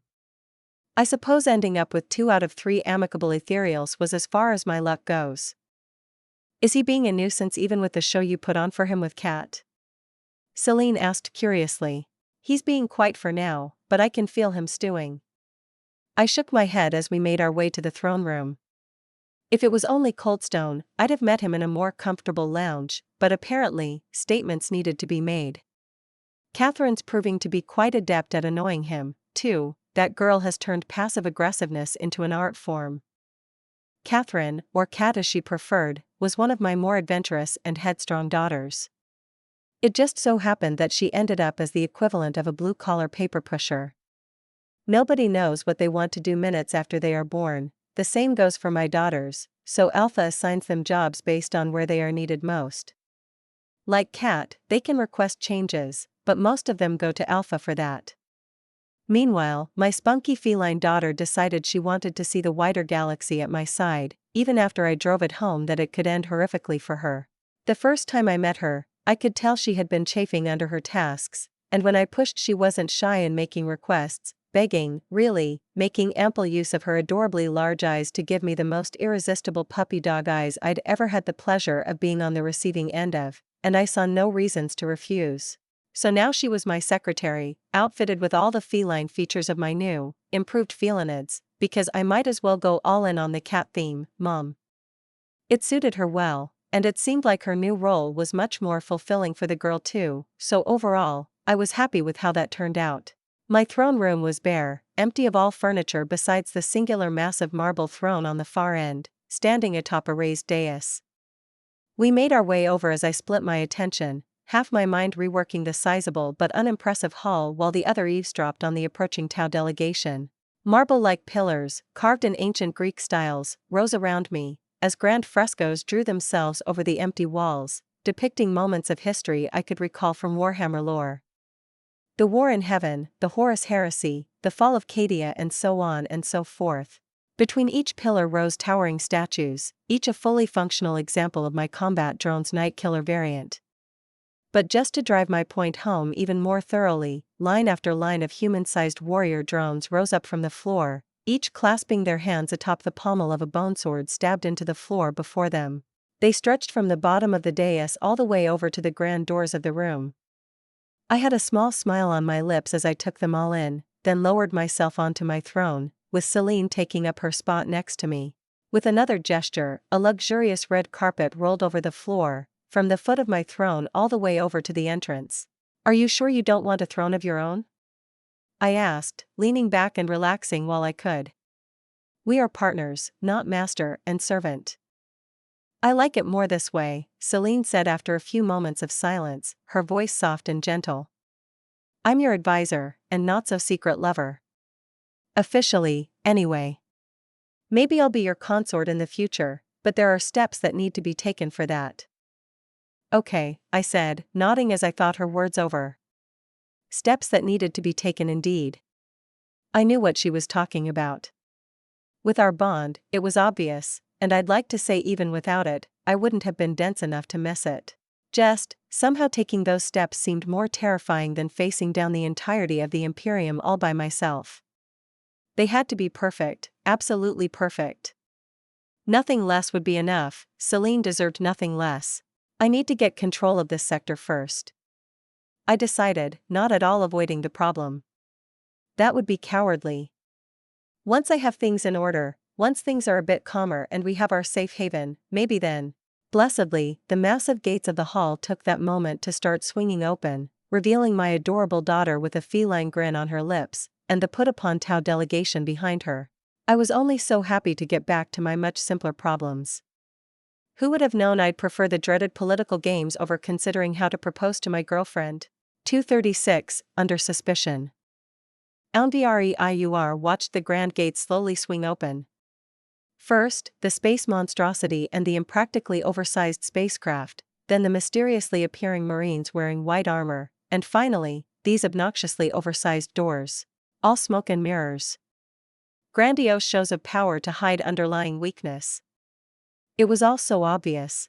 The ship must have taken massive amounts of resources to build, likely crippling whatever pitiful economy this fringe system might have. All to impress, while serving little practical purpose. Who needed spacecraft to be miles long? What idiocy was this? Bigger was not always better, but IUR knew that might be beyond the understanding of a species as resistant to enlightenment and intelligence as the humans. Did this sorceress think he would believe her fake soldiers? That one as old as he wouldn't see through her lies? It had to be illusions, hard light projectors of some kind that conjured up those warriors. Perhaps the space monstrosity was the same, an asteroid covered in hologram projectors. The strange, mutated human who was supposedly their guide walked in first, showing an utter lack of respect and decorum. It was grating, but IUR held his tongue for now. He had to keep in mind that these were primitive savages from the human Imperium, and not the Gula who've embraced the Tau VA. They didn't know what an honor it was to be receiving an Aunvre, along with 2 junior Aun. IUR was one of only a handful of Aunvre in the entire Velcon September. Only the Holy One, the Aunel, outranked him within the September. There were other Aunel in the other Seps, and the Auno above them all who ruled the Tau Empire, but the Velcon September was all but a separate entity of its own. It's been many decades since any visitors from the other Seps had visited. IUR should be back in the core worlds of the September, caring for their development and governing them. Alas, that annoying upstart, Keltau, couldn't be allowed to run wild with this harebrained crusade of his. If this offensive failed, when it failed, IUR would be needed to gather the scraps and salvage whatever he could. He could not fathom how the vote had passed, but it did. There would be a crusade against the Imperium with the aim of claiming its warp gate. IUR couldn't stop it anymore, but he could run damage control, which was why he was here. Striding into the ornate throne hall of the aggravating human who had started it all, he cast a quick glance at his youngest comrade, the Ounsal, and frowned. The emotions displayed on his face were subdued, but obvious to a man as experienced in politics as IUR. However, he couldn't quite pinpoint all of them. Annoyance, reservation, vindication, schadenfreude. That didn't bode well. The youngster had some dastardly scheme planned, he could tell. Another trick, perhaps, some new deception? IUR snorted to himself. He would not be fooled, not like those fools on the council who salivated at the idea of finally striking a blow against the Imperium that would actually have benefits. It was all well and good to make your enemy's life miserable. The September's been doing that for centuries quite handily, but the front lines remain static, nonetheless. Short-sightedness and greed. It was disturbing to see his fellows suffering from such ailments. Alas, he could not turn the tide of politics all by himself. He'd tried calling on his connections and owed debts, but it proved insufficient in the end. If only more of his old friends, the ones who had enough foresight and common sense to see through the obvious lies, were still alive. Alas, time is a cruel mistress, one that takes its due even on enlightened ethereals such as him. The paltry honor guard spread out as much as they could once the doors opened up. They were the best of the best, but limited by orders from the council. Their weaponry and numbers were kept to something that could be considered polite for a meeting with an official allied state. Even if IUR was convinced the vast majority of the sorceress shows of powers were just a clever use of smoke and mirrors, she had to have some military power on a ship this size if she could rule a world, enough to make the honor guard little more than a minor obstacle if she wanted to harm the three ethereals. Not that IUR considered that possibility. The woman had committed a serious offense against her kind, the Imperium. They would never accept her back. She had only the Tau to lean on. The moment the elder ethereal stepped into the room, he felt it, a heaviness in the air, a presence pressing down on his shoulders, demanding to be witnessed and respected. Almost out of his own control, his eyes snapped to the source. She looked human enough, perfectly so, and yet, there was something. An aura of regal power that he could feel somewhere deep within, and yet couldn't really pinpoint where it came from. Sorcery, it had to be. More deception, more false strength. With an effort of will, he tore his gaze away from the source of his woes, taking in the obnoxiously oversized and disgustingly gaudy hall. So much extravagance and wasted space, all to appeal to the ego of its primary occupant. He had heard of the gut-wrenchingly wasteful luxury human nobles seemed to love, but seeing it in person was different. He could dismiss reports from the other side of the empire as exaggerations that came about from traveling through word of mouth, but this? IUR was seeing this with his own eyes, and those didn't lie, nor exaggerate. Then there were the warriors, the supposed power-armored marines that served aboard this oversized space rubble that they had the audacity to call a spaceship. They stood still as statues, not even breathing. It almost managed to draw a snort of condescension out of him. It was like they weren't even trying to make the illusions realistic. Were these humans looking down on him so much? Perhaps having managed to fool that foolish youngster, Keltau, had made them overconfident? His eyes caught on the titanic frescoes covering the far walls, towering from the floor to the bottom of the domed ceiling. They had to be more than 20 meters tall and twice that in length as they stretched from the gates all the way over to the dais, elevating the throne. A people's art tells a lot about them, this IUR knew, and so he paid attention to what was depicted. Many of them showed war, or battles of some kind, so his eyes caught on one segment that stood out as different. It was a painting of a planet, a blue planet with maybe a third of it covered in green continents, while the rest was ocean. That painting was almost idyllic, its colors so vibrant the planet almost seemed to jump out of the fresco. Its position in the collage also made it special, as it stood in a sea of stars, away from the warfare that many of the other paintings around it depicted.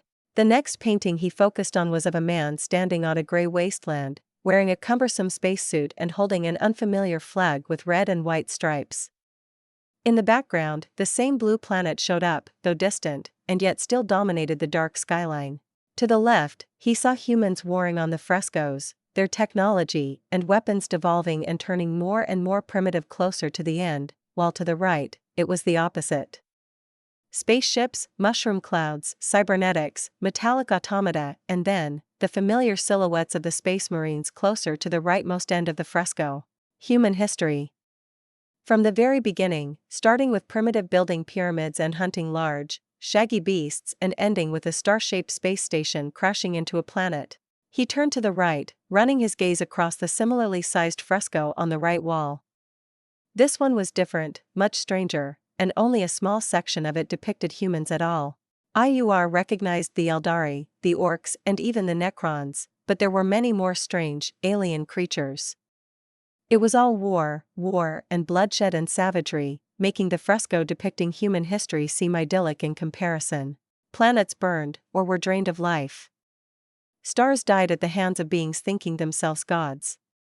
Genocide, slaughter, war on a scale he couldn't fathom. Galactic history, then? The humans' warped view of it, at least.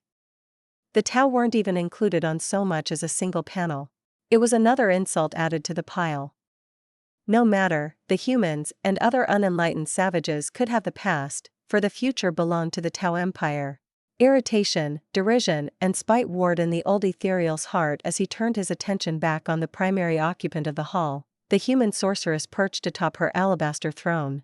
His eyes met her emerald green ones. The emerald cracked, fragmenting, and swirling around like a broken gem. It drew him in, swallowing him whole for a moment, sending him flying through nothingness as something crashed into his mind and he screamed, feeling his mind fracture and... He was back. No, he never left. IUR stumbled slightly, shook his head and dismissed the sudden bout of nausea. It was gone even quicker than it came, not a hint of it lingering by the time he straightened and huffed. His age must be getting to him. He would have to visit the medic on board his flagship for a checkup. Yes, that would be good. I had been wondering whether the mental fortitude, those rock-solid mental defenses protecting Coldstone's mind, were the norm among the ethereals, or if he was just a paranoid outlier. Now I know. Coldstone was indeed one paranoid motherfucker, because I cracked that annoying old coot's mind open like a grape in less time than it took to blink. He didn't have any implants, so I wasn't worried about contingencies either. I learned from my mind dive that the man abhorred cybernetics and unnatural implants. The third Tau was a bit better, and I didn't risk it with him, because he had enough cybernetics hidden under his skin to make a tech adept of the Mechanicus swoon. However, his mind felt disorderly, always swirling and pulsating without any apparent rhyme or reason. From the passive readings, which I could do on him almost as well as on a regular human, I could see he was a bit of the mad scientist type. Not the evil mad, but the low-key crazy and chaotic mad. He was also utterly enthralled by one of the statues I had on display, the cybernetic eyes steadily rising in temperature in my heat sight as he overclocked them in his excitement. "Welcome," I said when they came to a stop at the foot of the dais, not bowing, but Coldstone gave a respectful nod at least. The scientist dude was off in his own world, so I didn't mind him, but the old coot was looking up at me like a spiteful child. I ignored him in favor of turning to my associate with a slight smile. "Ansal, you returned ahead of schedule. Everything went as you planned, I assume?" "It did indeed," Coldstone answered with a nod, likewise ignoring his elder. The older ethereal may have had seniority over him, but not command. I know from IUR's mind that Coldstone was named one of the commanders of the crusade, the one in charge of coordinating their efforts with mine, in specific, while IUR just attached himself without council approval to the fleet. The council, and the honored annals, saw the obvious benefits and invested heavily in the effort. The fleet is on its way, a week behind us. They should wait for us on the supply world nearest to the front. Are you prepared to depart? That I am, I said, giving him a slight smile and a nod. Send over the coordinates and we can be off in a minute. As for you, were you planning on staying on my ship, or is this just a courtesy visit?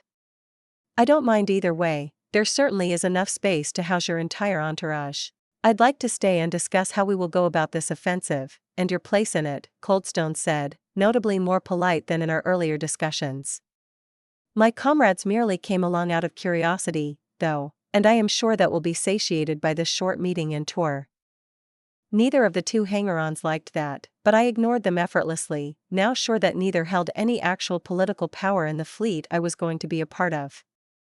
Sure, IUR would probably make a nuisance of himself, but with me having seen inside his mind, he would be predictable. Also, I wouldn't have to be so damned careful with nudging him away from doing anything actually troublesome. The scientist Ethereal, meanwhile, just didn't want to stop examining my stuff. But he, too, held no actual position in the town navy, or had any sway over them now that the council had made its ruling. Surprisingly, despite both looking constipated, neither of them protested. Not allowed anyway. IUR looked like he was considering how to strangle Coldstone, while the third wheel of their group looked at Coldstone like he'd just kicked his favorite puppy. A few minutes later, the two were already heading back to their shuttle with the majority of their guard, leaving behind only a token number of them with Coldstone. "Let's get back to the bridge," I said, hopping down from my throne and stretching languidly.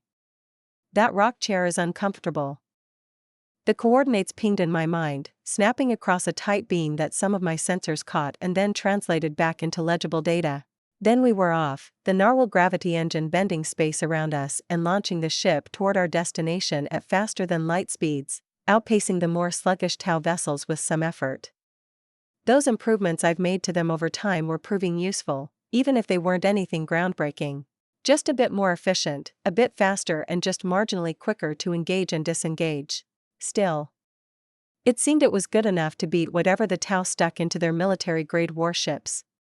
That had to count for something. 237, frescoes and silly space frogs. "Will your friends be a problem?" I asked Coldstone while we were alone, now peering down at the star chart up on the bridge. It was a fancy map I'd cobbled together from the cogitators of Imperial ships, and filled out the gaps with the star charts I'd gotten from the Tau. I wasn't deluding myself into thinking it was a comprehensive map of everything important in the sector, but it was a good start. I was still finding new and interesting things in the depths of my Deathwatch prisoners' minds every now and then, which I was retroactively adding to the charts. I get the impression those two didn't have the sway to be obstructive in any real way, but I doubt a smart ethereal opposing this little venture of ours would have strode up to me to convey their intentions to be a pain in our collective asses. Those who hold official command in this offensive over our military assets are all fully on board with finally dealing a real blow to the Imperium, Coldstone answered wryly. That does not mean that they believe we will be capable of anything more substantial than that. There are many who doubt the truthfulness of my reports, especially on the topic of your feats and strengths. You should keep that in mind going forward. Even those who should supposedly be fully on board with the plan will want to poke and prod at you, to uncover the truth for themselves. How can they agree to this offensive if they don't believe my feats? I asked, more curious than offended. I knew Tau were small-minded and stubborn in their beliefs of superiority, but that was just how they were. How could they believe that someone so much more awesome than them, like me, could exist, just based on word of mouth and second-hand knowledge? The fact that the First Fleet is space dust was the thing that gave the opportunity to strike in the first place. Luckily for us, there were tangible proofs of that, Coldstone responded.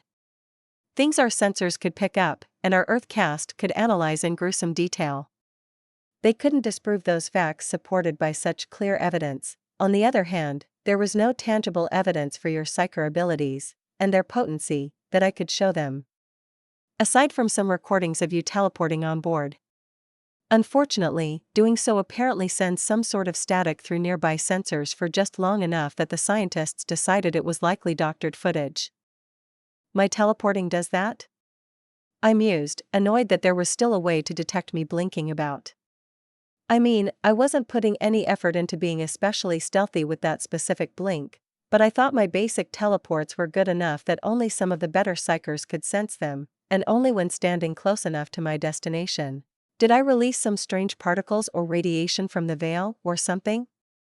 Or maybe the gravitational ripples threw off the sensors, causing artifacts? I'll have to remember to use Valinitha's super-duper sneaky blink technique if I ever need to sneak on board Tau ships, or into their more important buildings. There was a difference between the various ways to teleport.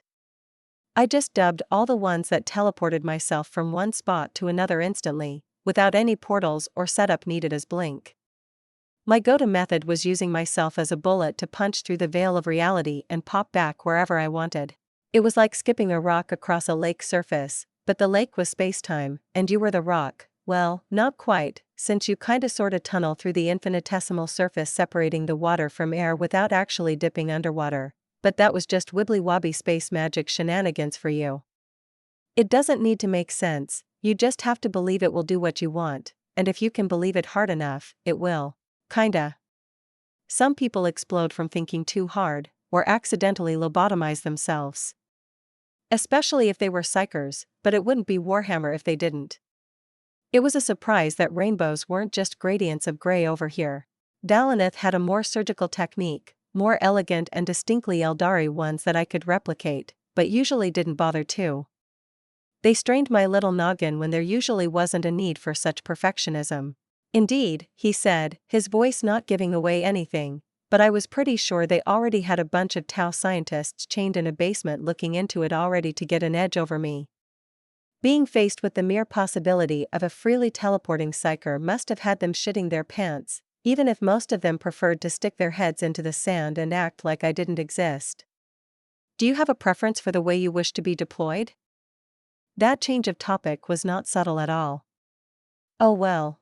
I'd rather not have too many annoying, stuck-up Tau breathing down my neck while I do my thing, I said, tapping my nails on the console. I'd much rather prefer consultants and advisors being sent over. People with some serious tactical experience and knowledge of strategy.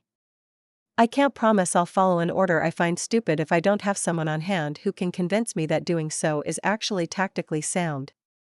Also, I hope you manage to convince your superiors about the fact that I'm getting a slice of the conquered territories.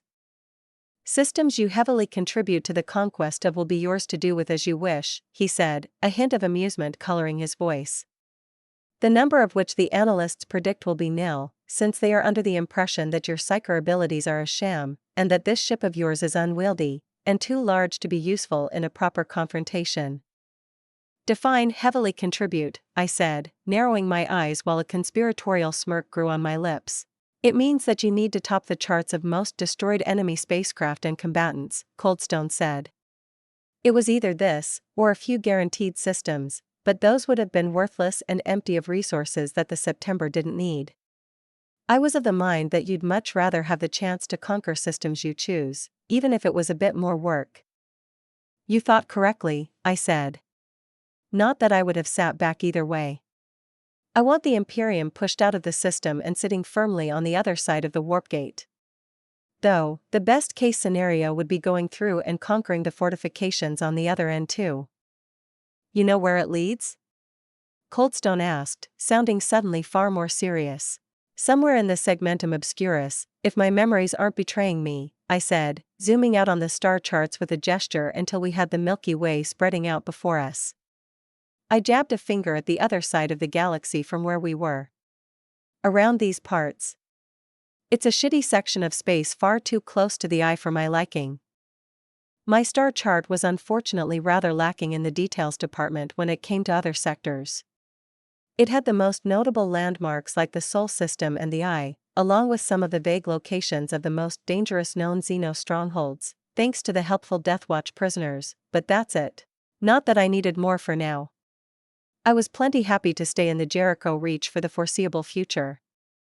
I could see about compiling a galactic map later. It's been spoken of, Coldstone said. But it was obvious no one expects to get that far. We've been locked in a gruesome stalemate against the Imperium for centuries. Did they allocate enough resources to see this through, or will I have to handle the final stretch myself? I asked, narrowing my eyes at him. I could totally do it, but I'd probably end up with another few surgical assassination attempts from Imperial forces. There had to be hidden assassinorum or inquisitorial forces somewhere in the sector, with how much goddamn Xeno horror bullshit was scattered about the Reach. I believe it should be enough, Coldstone said after a moment of thought, sounding only somewhat uncertain. It really depends on how much of the resource expenditure your presence saves us from. I'm not familiar with the true extent of your abilities, so I can't know for certain. Good enough, I said grimly, not elaborating at his unsubtle attempt to prod some more information out of me. He'd see more of my capabilities in the coming months, but never all of them. Well then, let's talk about the specifics. What system will be my first target? I don't mind if I can't choose unless I'm sent over to some insignificant backworld.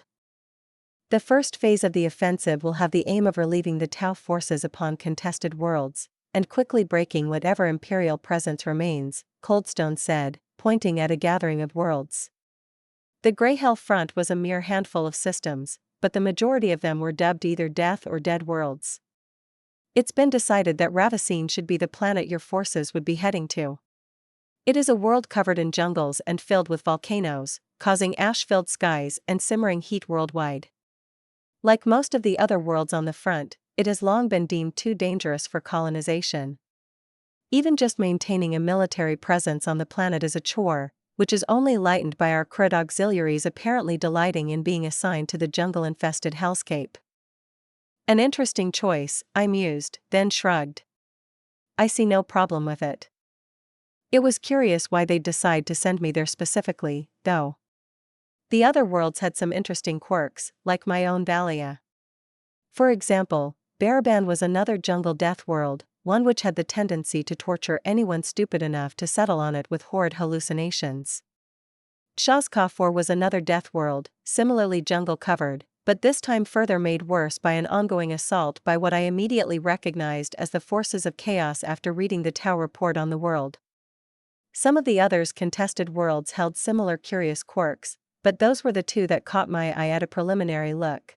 Oh well, I could always head over to check them out once I was done with my part in this initial phase. I doubted even Coldstone suspected how little of an obstacle a world full of Astra Militarum mooks would prove to be for me. Or perhaps it was an olive branch? Or rather, a bribe? Look, here is this other fancy death world like the one you seem to like so much, and look, we even gave you the opportunity to earn the one that didn't even have anything fucky going on with it. It could be either of the two, with old Ethereals having thought the plan up. Well, that's that then, I said, nodding. We have some time to relax. When are we expected again? In about a week, Coldstone said. Huh, I said, then shrugged. I'll calibrate our speed so we arrive in 6 days, then. Now, if that was everything? I'd like to go back and study those murals and frescoes in the hall you've received us in, Coldstone said. I'm assuming one depicts human history, while the other depicts galactic history? Indeed, I confirmed. As accurate as I could manage. The human history side should be accurate enough, but the other one? It depicts things that happened as far back as 60 or 70 million years ago. There aren't even fossils remaining from those times, just some especially lucky murals and artifacts. Truly? He sounded intrigued, if a bit dubious. Reasonably so, considering his people were beating each other to death with rocks just a mere 2,000 or 3,000 years ago? Or was it more like 6? It wasn't more than 6, that much I was sure of. It was understandable that he wasn't quick to accept the fact that his entire race was barely a blip on the galactic radar thus far. Let's head on over, I can explain better what little I know there, I said, eager to once again put a gobsmacked look on a silly Tau's face. Celine? You don't have to come if you have anything else to do, you know? It's fine. My lover, who had been doing her best to act like my super serious and broody human shadow, shook her head with a smile. I enjoy watching you talk about history, even if you've already told me much of what you know already. All right then, I said, grinning. Come on. While we're on the way, let me tell you about how a bunch of silly space frogs are the source of much of what's wrong with the galaxy today. 238, Strategic Voyeurism. How much of it was fabrication, how much of it was mere conjecture, extrapolation, or an outright lie, Ounsal Keltau didn't know. But there was a certainty in the way Echidna spoke that made him listen and consider her words instead of dismissing them as foolishness. She was so impossibly certain of every word she spoke. Like she'd been there to see it all unfold in person, like she'd been there when the gods of the stars and the immaterial warred amongst each other. There had to be a kernel of truth in this tale. It also helped that she freely admitted where she was merely guessing or extrapolating from clues. 60 million years. It was an impossible scale of time, one he couldn't even begin to comprehend. As a Tau, he would be lucky to live for longer than half a century, even with all the medical treatments made available for the ethereal caste. How much of this can be confirmed as truth, instead of myths and legends? Keltau decided to ask, peering up at the sight of a titanic burning being battling what looked like a colossal Eldari wearing a screaming mask of rage. These tales of gods and wars that scoured life from a million worlds sound fantastical, almost unbelievable. Oh, they are real all right. The woman gave him a grim smile and waved her hand up at a small panel of the fresco. His eyes followed the gesture. Does your race not have a myth, or perhaps folklore of a personification of death? A man, or perhaps a specter, wearing tattered black robes and a deep cowl, wielding a scythe as he reaps death? Keltau felt a shiver of unnatural dread run down his spine, the icy fingers of some primal terror grasping his heart as he looked at the depiction of the monster. Ozagorid, the creature had been named by the Necronter. Eldari called it Kalizare, the destroyer of light, while humanity dubbed him the Grim Reaper, the manifestation of death itself, Echidna said, a morbid fascination weighing on her words. It is a Tan, a star god, the Nightbringer. It had committed such slaughter before its defeat that its very existence carved itself into the collective psyche of the intelligent beings of the galaxy. When one thinks of death, it is the image of the Nightbringer that pops into their mind. It is the cause of the dread you feel in your heart, the terror you can't explain when looking at it. Keltau suppressed a shudder and averted his gaze. Accursed, bewitched painting. He just knew she was messing with him.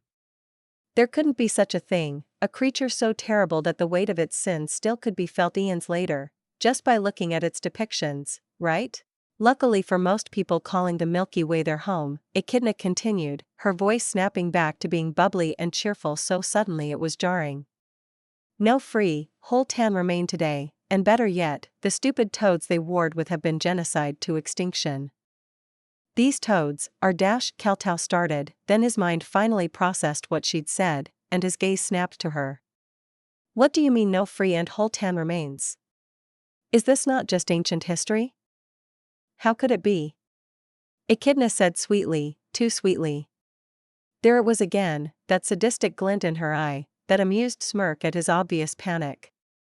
She pointed at a mural, and Keltau forced himself to look. Do these not look familiar? He saw the same burning creature, the Tan called the Burning One, according to Echidna. It was bound and screaming, tendrils of sickly green energy holding it aloft inside a great arc. Before it spread, a horde of mechanical soldiers covered in gleaming silver, their weapons spitting unholy green beams of energy at the struggling god. It was the ships above, the spacecraft barely shown in the distant sky, that he recognized though. The Tau had no name for them, no definite one at least, but he had seen some of the few recordings they had. Sometimes, those ships would pass by above front lines and would scour worlds of Tyranids, orcs or, just life altogether. Though the latest one of those was a mere conjecture, as if it were true, they were very good at it. They had also never bothered to meet a Tau. Ever. No diplomacy, no delegation to establish relations, nothing. Just whimsical destruction that may or may not also target the Tau. The Necrons, Echidna said. Once the slaves of the Tan, in body and mind, they rebelled and overthrew their squabbling gods as they descended into civil war after eradicating the old ones. Every last one of the star gods had been hunted down, shattered into fragments, and then enslaved to be used as a source of infinite energy. Well, I think a single one just ditched the galaxy? Well, all but one got shattered and turned into a battery. Unfortunately for everyone, the Necrons are very much not dead, just like their ancient foes, the Eldari and Korks aren't either. Unlike those two races, though, the Necrons weathered the eons with the least degradation. Sure, they are now split into dozens of warring dynasties, but that's nothing compared to how low the other two had fallen. Keltau glanced over at the other mentioned species. Eldari sorcerers calling down storms, throwing plumes of flames thick as buildings, following their manifested gods into war. The KR orcs, bigger, tougher, meaner than their modern-day descendants, and wearing armor that made the most advanced Tau battleships look like toys in comparison. Why would they fight for these old ones? The orcs and the Eldar never struck me as like-minded, Keltau said, latching onto something that he thought he could understand. They are what happens when you give a bunch of space toads with the average ability of forethought of a bucket of kitten-shaped rocks godlike command over the Empyrean, Echidna said dryly. I cannot fathom how they were powerful enough to conjure an entire race of psychic warriors out of nothing, while on the other hand, they failed to foresee how much of a problem leaving the Necronter alone to sulk would be. I mean, far-seeing and divining the future is like Psyker stuff 101. The stuff they were supposedly the gods of, but knew, let's just tell the cancer-ridden sausage people to get fucked when they come begging for magical sunscreen. Very smart. They deserve the Darwin Award, if you ask me, every last one of them. Darwin Award? The Tau asked, starting to feel a bit numb. He couldn't understand half the things the woman was speaking about, but he still filed everything away for later consideration. He'd meditate on it and try to untangle every parcel of useful information that could be gained when he had the time. Oh, Echidna startled. Right. So, there was this guy, Charles Darwin. He was the first human who came up with the concept of evolutionary biology and natural selection, somewhere around the 19th century. The Darwin Award was a bit of a joke, given to those who die because they were outstandingly moronic. Natural selection, you know? The 19th century? According to the timekeeping method humans used, that was more than 40,000 years ago. 800.m1. Anyway, the Necron Empire was in a pretty shit spot by the end of their civil war, in which the Tan were all defeated, Echidna continued, gesturing towards the next mural. On it stood a single Necron, with a strange three-pronged head ornament, with a battered army of metal soldiers spread out before him. Plus, their silent king, the only one of their kind who had access to his free will, had super depression and colossal amounts of guilt. So he freed his lesser kin from the mind shackles, then commanded them to go into slumber. The Eldari lost the ability to summon their gods into war, but their empire was steadily growing, and it seemed their victory was inevitable. So the Necron went to sleep, and then began the age of the Eldari, which only came to an end about 20 or so thousand years ago. I let the overwhelmed Tau go, pretty sure I'd given him some second-hand trauma from my retelling. That was fun. We still had a week, so I could lore dump him human history in the coming days too, and see how he reacted to the fact that his little empire was very much not one of the big fishes in this hellish pond we lived in. He probably didn't fully believe me. I could tell he didn't outright dismiss me either, though. He was thinking, ruminating over everything and worrying his blue little heart out. It was probably scary to even consider existing in a galaxy that you shared with a race that genocided a race of godlike beings, then enslaved their own gods. Necrons were horror movie material at the best of times. Hell, even I was scared of actually going to war with a dynasty, much less with a united Necron empire. Who knew what messed up ancient god-killing horror weapon they'd pull out of their dusty vaults if I pressed them into a corner? I'd rather get into a fist fight with Khorne than see what the Necrons did when feeling cornered and desperate. They don't do well in corners, as the old ones and the Tan found out the hard way. Celine was busy meditating, so I decided to be a thoughtful girlfriend and opted out of annoying her just because I was bored. I was so magnanimous. Anyway, what to do then? I didn't feel much like further mentally torturing my prisoners to get some scraps of information at the moment, and neither did I feel like experimenting. Oh, I know. I grinned, pulling up the coordinates of our destination. My ship would have to arrive in 6 days, but I could take a little peek at my first ever conquest, couldn't I? Scouting. That sounds much more professional. Yep, that's what I'm doing. Scouting. My mind cores chewed over the coordinates, spitting back out something I could actually use for myself. With a grin and a little info packet about my intentions sent over to Celine, I blinked. I was careful, going with Val's surgical precision and using the stealthiest blink technique I could do. In a moment, I appeared far above a lush jungle world. My regular suite of stealth methods were in use, from the sorceress to the organic.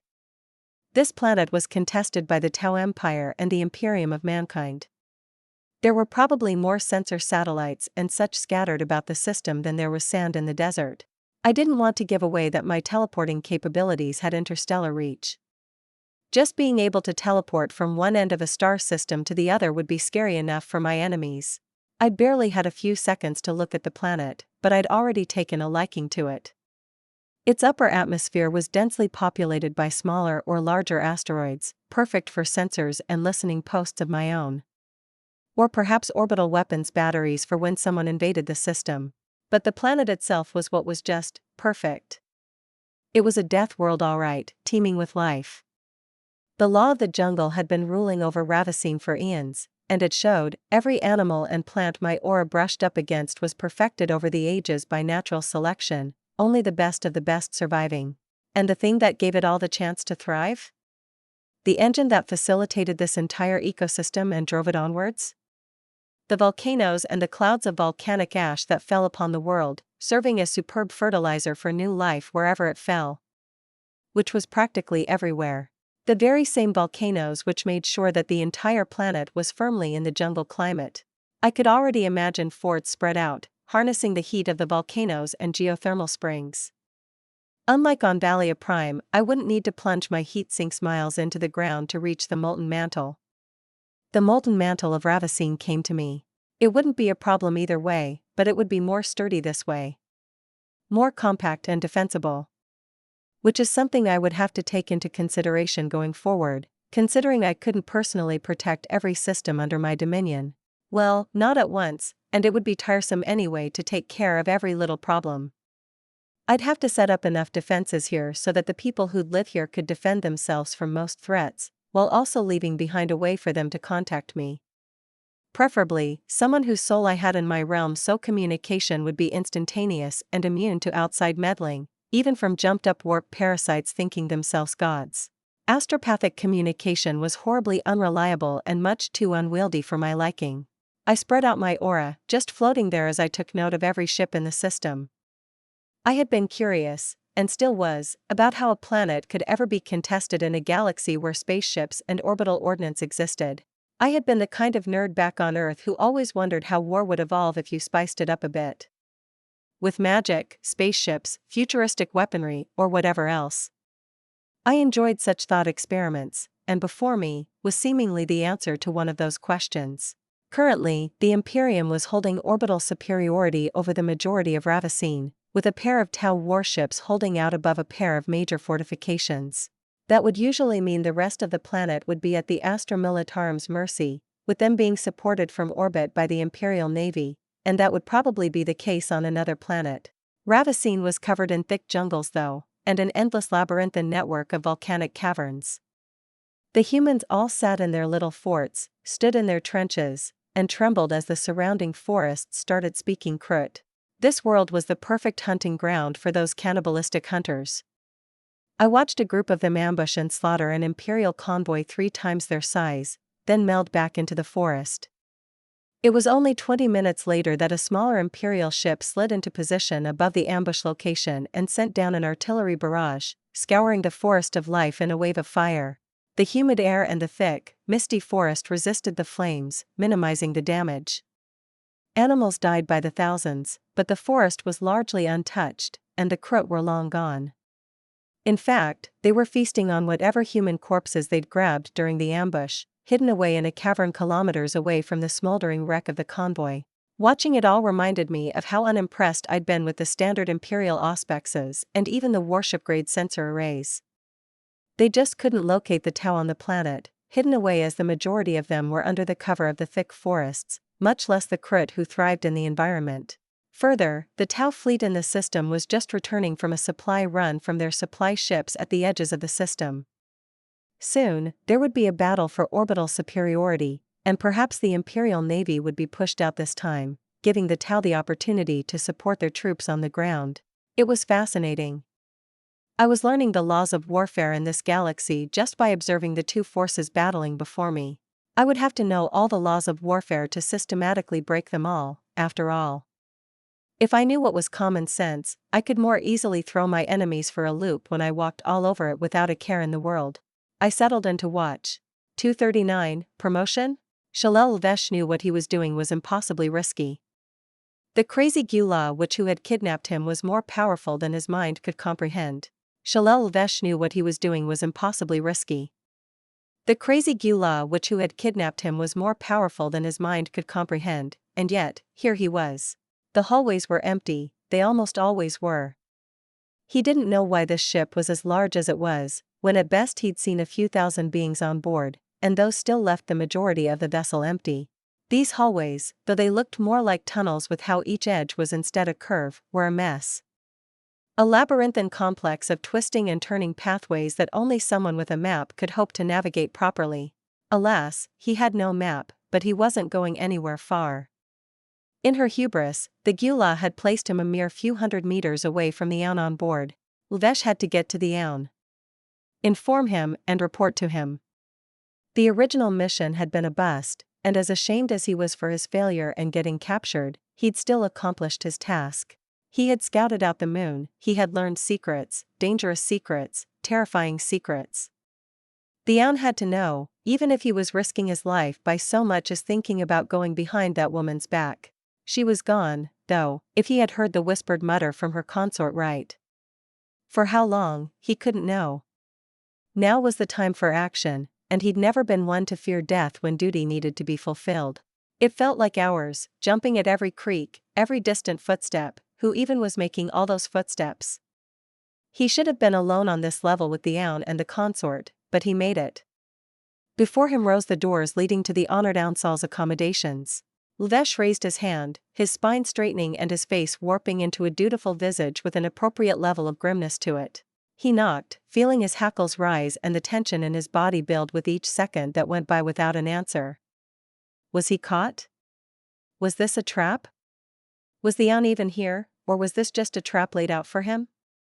Was the Aun on the ship at all, or was he just an illusion conjured up by that impossible Gula? The door opened, and Aunsal Keltau peered down at him with a smidge of interest and some amusement shining in the depths of his enlightened gaze. The ethereal looked left and right, then grew even more amused when he found the hallways empty. His gaze returned to Lvesh, and he felt himself straighten. Shasel Lvesh, my lord, he introduced himself, bowing with the decorum he'd learned in his lengthy career in the military. I was sent to scout out Valia Prime by the order of my captain. With him having departed the system, I'd thought it'd be best if I reported the results of my mission to you. Come on in, the Aun said, stepping back and gesturing for the fire warrior. Lvesh obeyed, humbly stepping into the Aun's rather spacious accommodations. Take a seat. We have as much as a week until we arrive, and little need for strict military discipline at the moment. You've been through a lot, Shasel. Lvesh took a deep breath, then began talking, delivering his report with the stoicism expected of a veteran commando like him.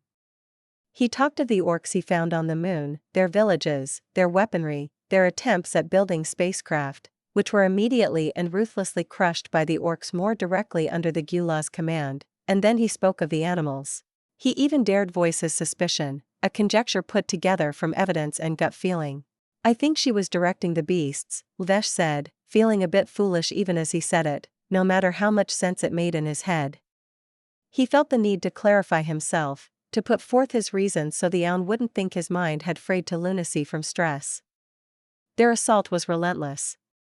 I know I hid myself perfectly at night. I concealed my scent, put up the noise suppression field and used the camouflage projector.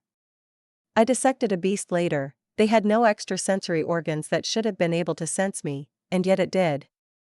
Herbivores, carnivores and omnivores worked together to harry me every minute of every day for almost a week. They worked together like a cohesive unit, almost like the Tyranids, but made of creatures that seemed to be a hodgepodge mix of whatever was nearest at the moment. Then, when they finally allowed me some rest, after all my equipment had long been thoroughly broken, that Gula just snatched me up with some sort of teleportation tech and asked my opinion about the arsenal of an invading Imperial fleet like I was some tactical advisor, and it was only natural. He was proud to say that he had mostly managed to keep his initial stoicism throughout the report. Mostly was the operative word there though, since he was breathing a bit raggedly from speaking the last few sentences in a single breath. But if his eyes were a bit wild, the gaze knowing his superior would think him a madman for telling the truth, he'd claim that was just exhaustion making them bloodshot. "Thank you," the Aun said, leaning back in his own seat with a thoughtful look. He nodded to himself, then refocused on Lvesh. "That confirms things I've suspected, or been told by our host. Alas, I'm afraid I can't take your word for it as the sole supporting evidence, as memory manipulation is one of the known abilities of a psyker such as her." Lvesh didn't know how to respond to that. The Aun believed him, and yet, also not? He was compromised, just on the mere basis of having come in contact with the Gula? So, he finally managed. "What am I supposed to do now, my lord?" The Aun put a hand on his shoulder, patted it commiseratingly and then gave him a look. "What you've been doing until now." Echidna requested that a Tau strategic advisor be assigned to her. "Congratulations, Chassel, you've been promoted to strategic advisor. I know you will do the Tau VA proud." Lvesh just sat there and stared. "Huh?" "Heh," I chuckled, shaking my head at the silly Tau byplay happening on my ship, then returned my attention to the war beneath me. The next 6 days flew by quickly, and I made sure to keep my meddling to a minimum. Nothing that would have any overarching consequences, just satisfying my curiosity. I even found out the reason for one of the things that had been nagging me. Why does the Imperium only use their teleportarium technology to board enemy ships? Anyone with half a brain cell would sooner or later ask that question of themselves while they were watching the Imperium wage war. Luckily for me, the Imperial flagship in the system was outfitted with a teleportarium, so I could poke around a bit. I found out that, rather obviously, teleportation was easily blocked by an active void shield, and also by Geller fields. There were also purpose-made anti-teleportation technologies, which were put into place around crucial areas of a spaceship, like the bridge and the engine room. So teleporting straight there, even once the void shields fell, was all but impossible. Now, you might ask, what use was teleporting on board a ship if you could only do it once the void shields fell? Couldn't you just blow the now defenseless ship into space scrap from afar without risking the lives of your elite strike force? Well, yes, but also no. Apparently, void shields could be finicky, and sometimes they were overwhelmed for all but a single second, which opened a window to insert a boarding party faster than a missile could reach the target. Also, sometimes you needed stuff from the enemy ship, or didn't want the enemy ship to be destroyed, just the people currently using it. Ships were expensive, after all. All that made sense to me.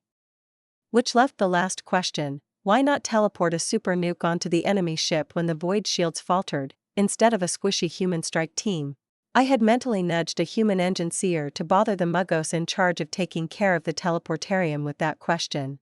The response he received needed heavy filtering to get to a somewhat real answer.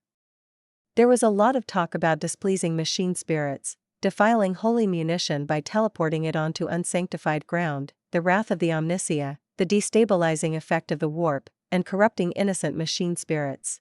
I came to the conclusion that probably the answer was that the teleportarium had the side effect of destabilizing delicate and very explosive weaponry.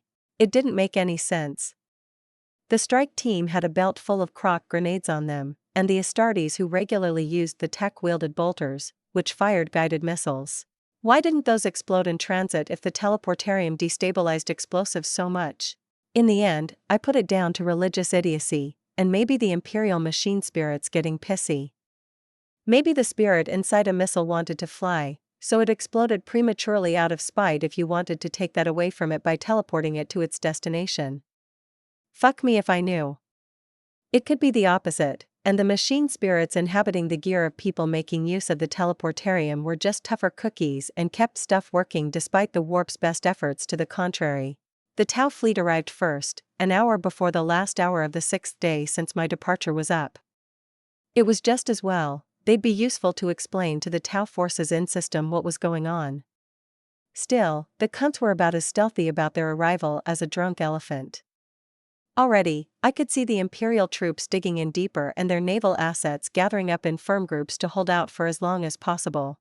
I even eavesdropped on a few conversations. My aura was unbothered by most anti-eavesdropping countermeasures, and the few ships that were properly warded, I threw a drone on to serve as a relay, and that solved the issue. where the Navy suggested withdrawing while the ground troops went to ground and waged a guerrilla war. It was a stupid idea. The crew would run circles around them before eating their corpses, but these were admirals and the like, sitting in comfy lounge rooms up in space, not jumping at shadows down in the jungles. Astropathic messages went out, calls for reinforcements and warnings of a new Tau offensive, but they were staying put for now. They thought they could hold out even against these odds for long enough to be relieved by reinforcements. The arrival of my ship half an hour later disabused them of that silly notion, and when Ansal's following squadron of ships arrived 10 minutes after mine, they were hurriedly gathering up for another strategy meeting. They had the time, after all, we were at the far edges of the system.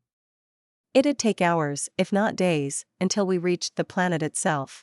I was a bit disappointed. I mean, this was the Imperium of mankind we were talking about.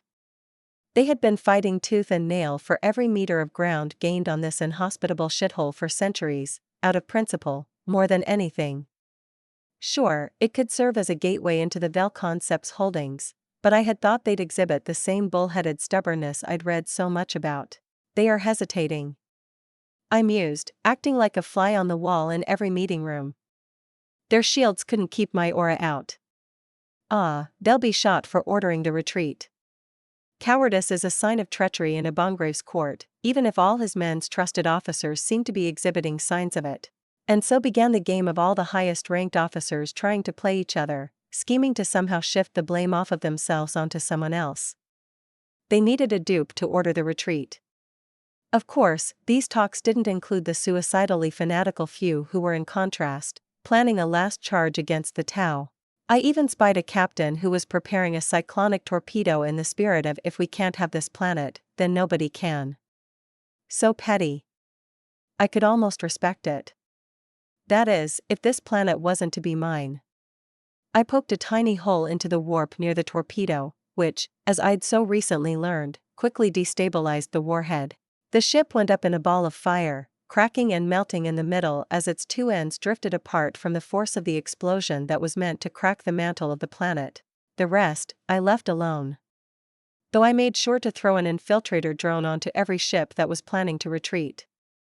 They were then commanded to sabotage the warp drives, or more preferably, the humans in charge of operating them. If all went well, those ships would have only their subliminal engines operational, so I could just head on over to mop them up once I took care of their friends. An hour later, they were split into 3 groups. The retreating cowards, the ground troops who either remained behind because the Navy didn't want to waste time extracting them, or out of fanatic zeal to bleed the Tau in a final stand, and finally, the suicidal parts of the Imperial Navy now burning fuel to reach our incoming fleet. I guided my ship, the Sovereign, creative, I know, I stole the name from Mass Effect, to the front of our formation. The Tau spread out behind me in a wedge formation, their own flagship, which had the ethereal command on board, safely sheltered behind mine. They were only too happy to have me weather the brunt of the Imperial offensive, so there was no resistance to me leading the charge. They were also confused about the apparent wariness of the Imperials, since their force wouldn't have been enough to warrant such a response. I heard the whispers, though, the mutters about the massive size of my ship, and that only the mythical Gloriana-class battleship was more menacing. Silly Imperials, my ship was bigger than those. They had a healthy respect for colossal machines of war, though, a respect absent in most Tau's economic mindset and common sense. Maybe I should let 1 or 2 ships escape, just in case the astropathic messages don't arrive, or are not believed. Witnesses talking about how the Imperial forces here were decimated might earn me a bit more resistance on our next stop. 240, collision course. I was lounging in my fancy command chair, with Celine standing to the side, stiff and all prim in her ravishing uniform. On a less interesting note, I also had my 2 Tau guests up on the bridge to watch the proceedings with me. It was amusing to watch the fire warrior sweat so much when he realized that the walls had ears, listening to him give his super-secret report. The way he jumped like a startled kid when I stuck my head out of the wall to give them a heads up before melting back into it was one of the best things I'd seen all week. I had a bridge crew, all of them busy fiddling with superfluous gadgets across the bridge. They were all me though, and even wore the same face as me. I wanted to feel like a proper captain with all the buzzing chaos around them, like every kid who grew up watching Star Trek. In truth, everything was run by mind cores tightly bound to my prime mind, all exchanging data faster than light. Every sensor and calculation ran in my head, but I had a vibe to set here. As it turns out, I got a bit hasty and may have once again forgotten in my excitement how goddamn slow space travel was in this dump of a galaxy. I'd need to see about yoinking or inventing a faster form of travel. Wormholes, stargates, hyperspace, whatever the fuck. Something had to work without involving the warp. Hell, the Necrons had it figured out already. I just had to go sniff it out. Or, improve my current narwhal-based organic technology a bit more.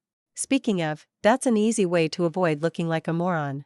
I could tell Ansal was curious, now that I was paying attention. He didn't know why I would call them here and have the bridge in pre-battle chaos when we had many hours until even the fastest ships reached missile range. Obviously, he didn't think of the obvious answer, which was that I was stupid.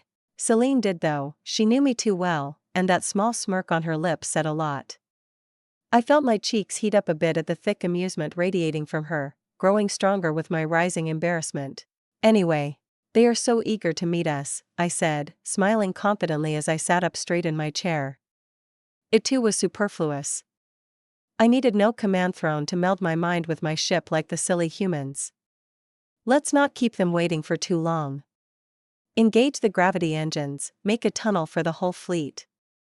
Ansal was looking even more curious, while Celine gave me a mental head pat for masterfully avoiding looking like an idiot. Fooling an ethereal, a bred and true politician, was something worth being proud of in my opinion, even if I had a lot of advantages and downright cheats. If you weren't cheating, you weren't trying hard enough, after all. Narwhals usually had to slow down when they reached the gravity well of a star system. They were usually also rather limited in how they used their gravity engines. What they were doing was more like making a wave of gravity to ride on than proper tunneling, which was what I was doing. I had also managed to get a much firmer control of the exhibited gravitational forces with my iterative improvements on the finicky organs. Who would have known, directed experimentation with a clear goal in mind gave results much faster than the Tyranids throw shit at the wall and let natural selection sort it out method. Ansal, I said idly. I'd appreciate it if you calmed our entourage, there is no reason to panic. I'm sure they've made plans carefully cultivated around the travel time, plans which I am currently ruining, but there will be no need for anything elaborate. They can just sit back and witness what it's like having me on your side. This system should be ours before the day's end. The ethereal nodded, stepping to the side where one of my clones, which was just a puppet driven around by an errant mind core, helpfully linked him up with the Tau command channel. I ignored the discussion between them, as no doubt the Tau military command is all sorts of miffed about me throwing a wrench into the gravity around their fleet. There was no point in dealing with them at the moment. They should be much more amicable once I'd showed off a bit. The ship didn't lurch, my control was better than that, so I could avoid a jarring transition. I would have had to use the primitive method of dragging the ship forward towards the gravity well, like the narwhals did, for that to happen. It was barely noticeable in truth, or not at all to the basic human senses. The ship itself didn't feel like it was traveling faster than light, it was just riding a wave of bent reality. Or something similar.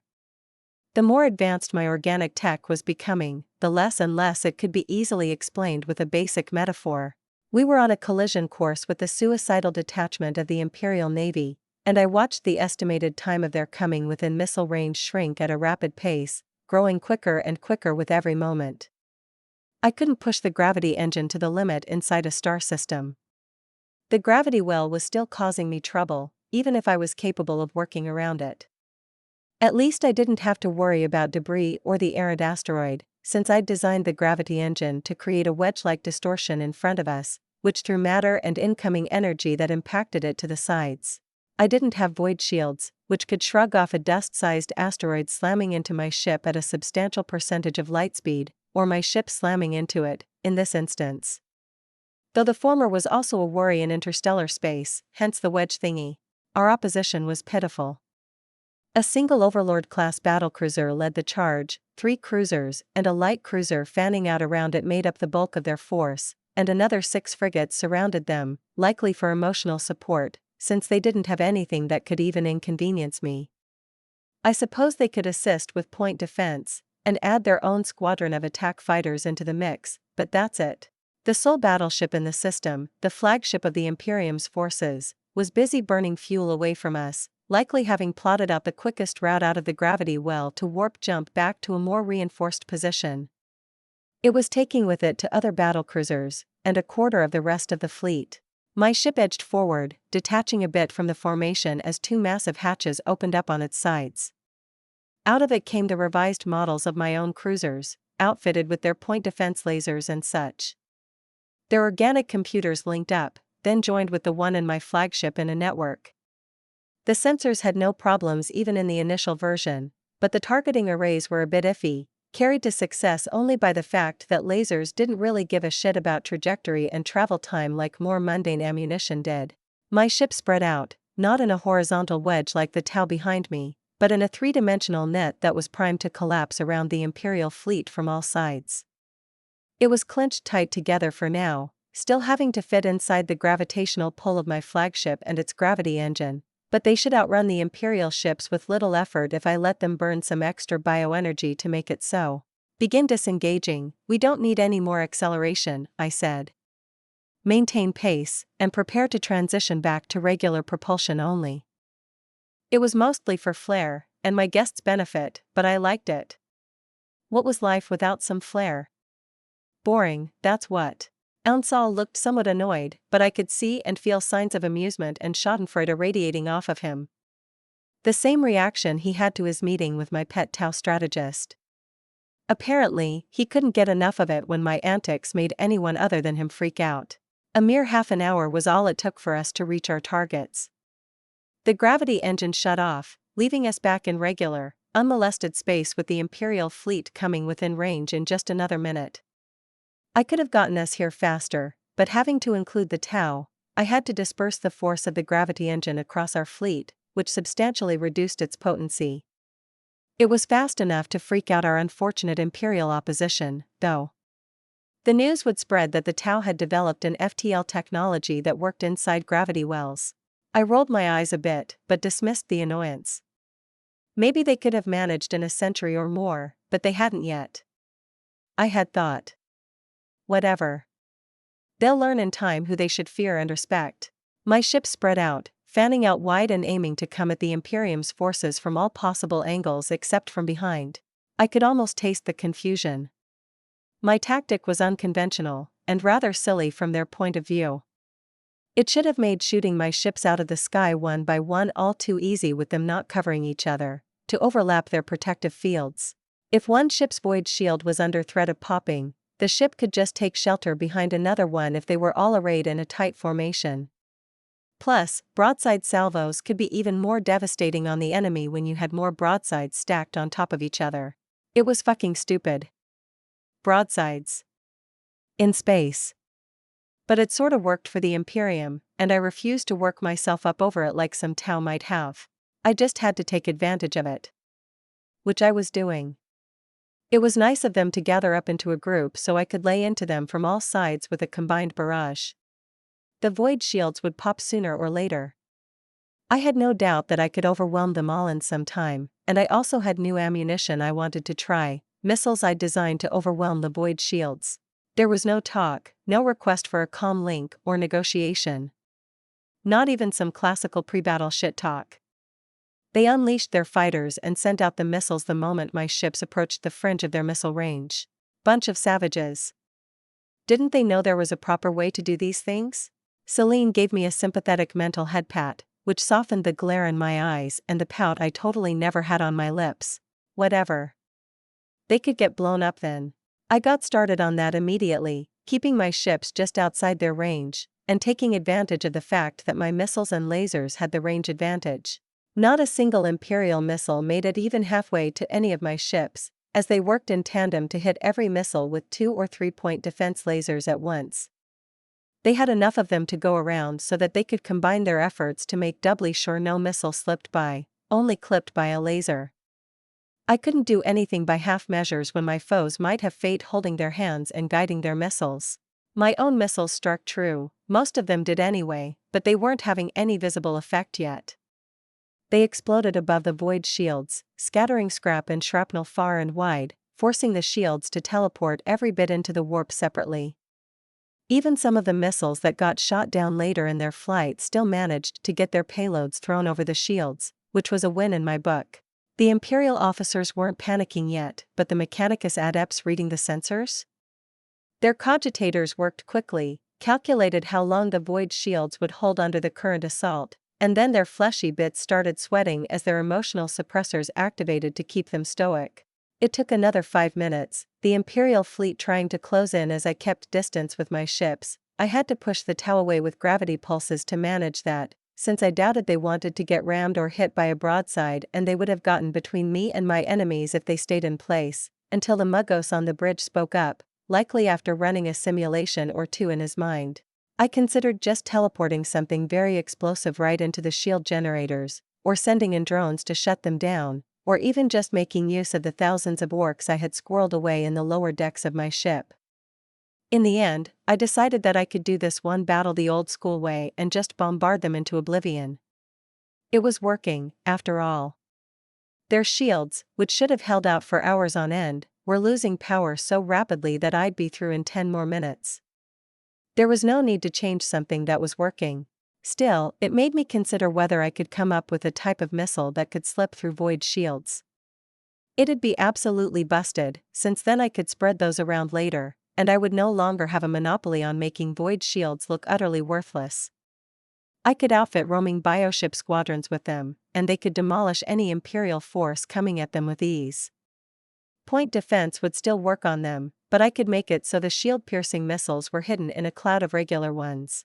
On the other hand, I would no longer have a monopoly on making void shields look utterly worthless. They were pushing their engines dangerously. I could almost hear the machine spirits in those ships screaming as irreparable damage piled up on those ancient sublight propulsors. The Muggos convinced them that they were on a time limit, or the commander ran out of patience with my ships easily shooting all his missiles down while staying out of range of their other weapons. Are they really trying to ram us? I mused aloud, seeing the Imperial force gather itself into a wedge shape, with the sizable battlecruiser leading the charge. With how fast they were coming at us, I'd have had to burn a lot of bioenergy to boost my own propulsors enough to carry this oversized ship out of the way. However, if I did that, the silly Tau behind me would get rammed instead. I could teleport the ship and every Tau ship out of the way, but I liked the idea of wasting soul energy even less than the alternative. My own ships tightened the net and focused fire on the battlecruiser. Its shields faltered under the heavy assault, a few missiles slipping through and blowing massive chunks out of its side. Alas, none of it was truly crippling. Not crippling enough to stop its charge, that is. Macro cannons, few as they were on the ship's nose, and lance batteries opened up and had little trouble hitting my ship. Not that it did much of anything. Energy dispersion fiends combined with the hardy carapace armor I'd improved upon turned what should have scored skyscraper-sized wounds into minor scratches that closed up in seconds. My own biocannons returned fire, and I wasn't stupid enough to put 90% of my weapons batteries on the sides of my ship, so they easily outgunned the battlecruiser and the 2 light cruisers flanking it from either side.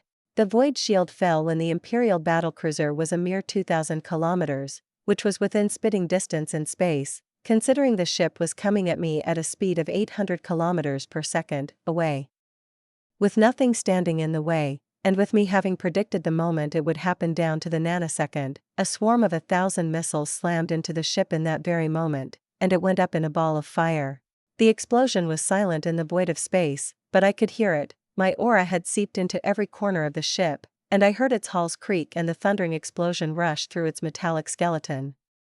Its molten, battered corpse, what remained of the ship, still held its velocity and came at my ship. While 2 of my own ships broke away from the formation surrounding my flagship and rushed to meet the 2 light cruisers in a ramming match that the Imperium so seemed to like, I focused on the dead ship. The explosion had shifted its vector somewhat, so it didn't take much of my energy to shift it some more. Gravity and pure telekinetic force slammed into the ship and sent it flying under my own, its smoldering back scratching ravines across the belly of my ship before it floated off into the darkness. Another space hulk was added to the endless expanse of space. The other ships had lesser void shield batteries, and now that I didn't have the battlecruiser to distract me, I could focus fire on them. They popped one after the other and were blown to shreds without even coming close to the sovereign.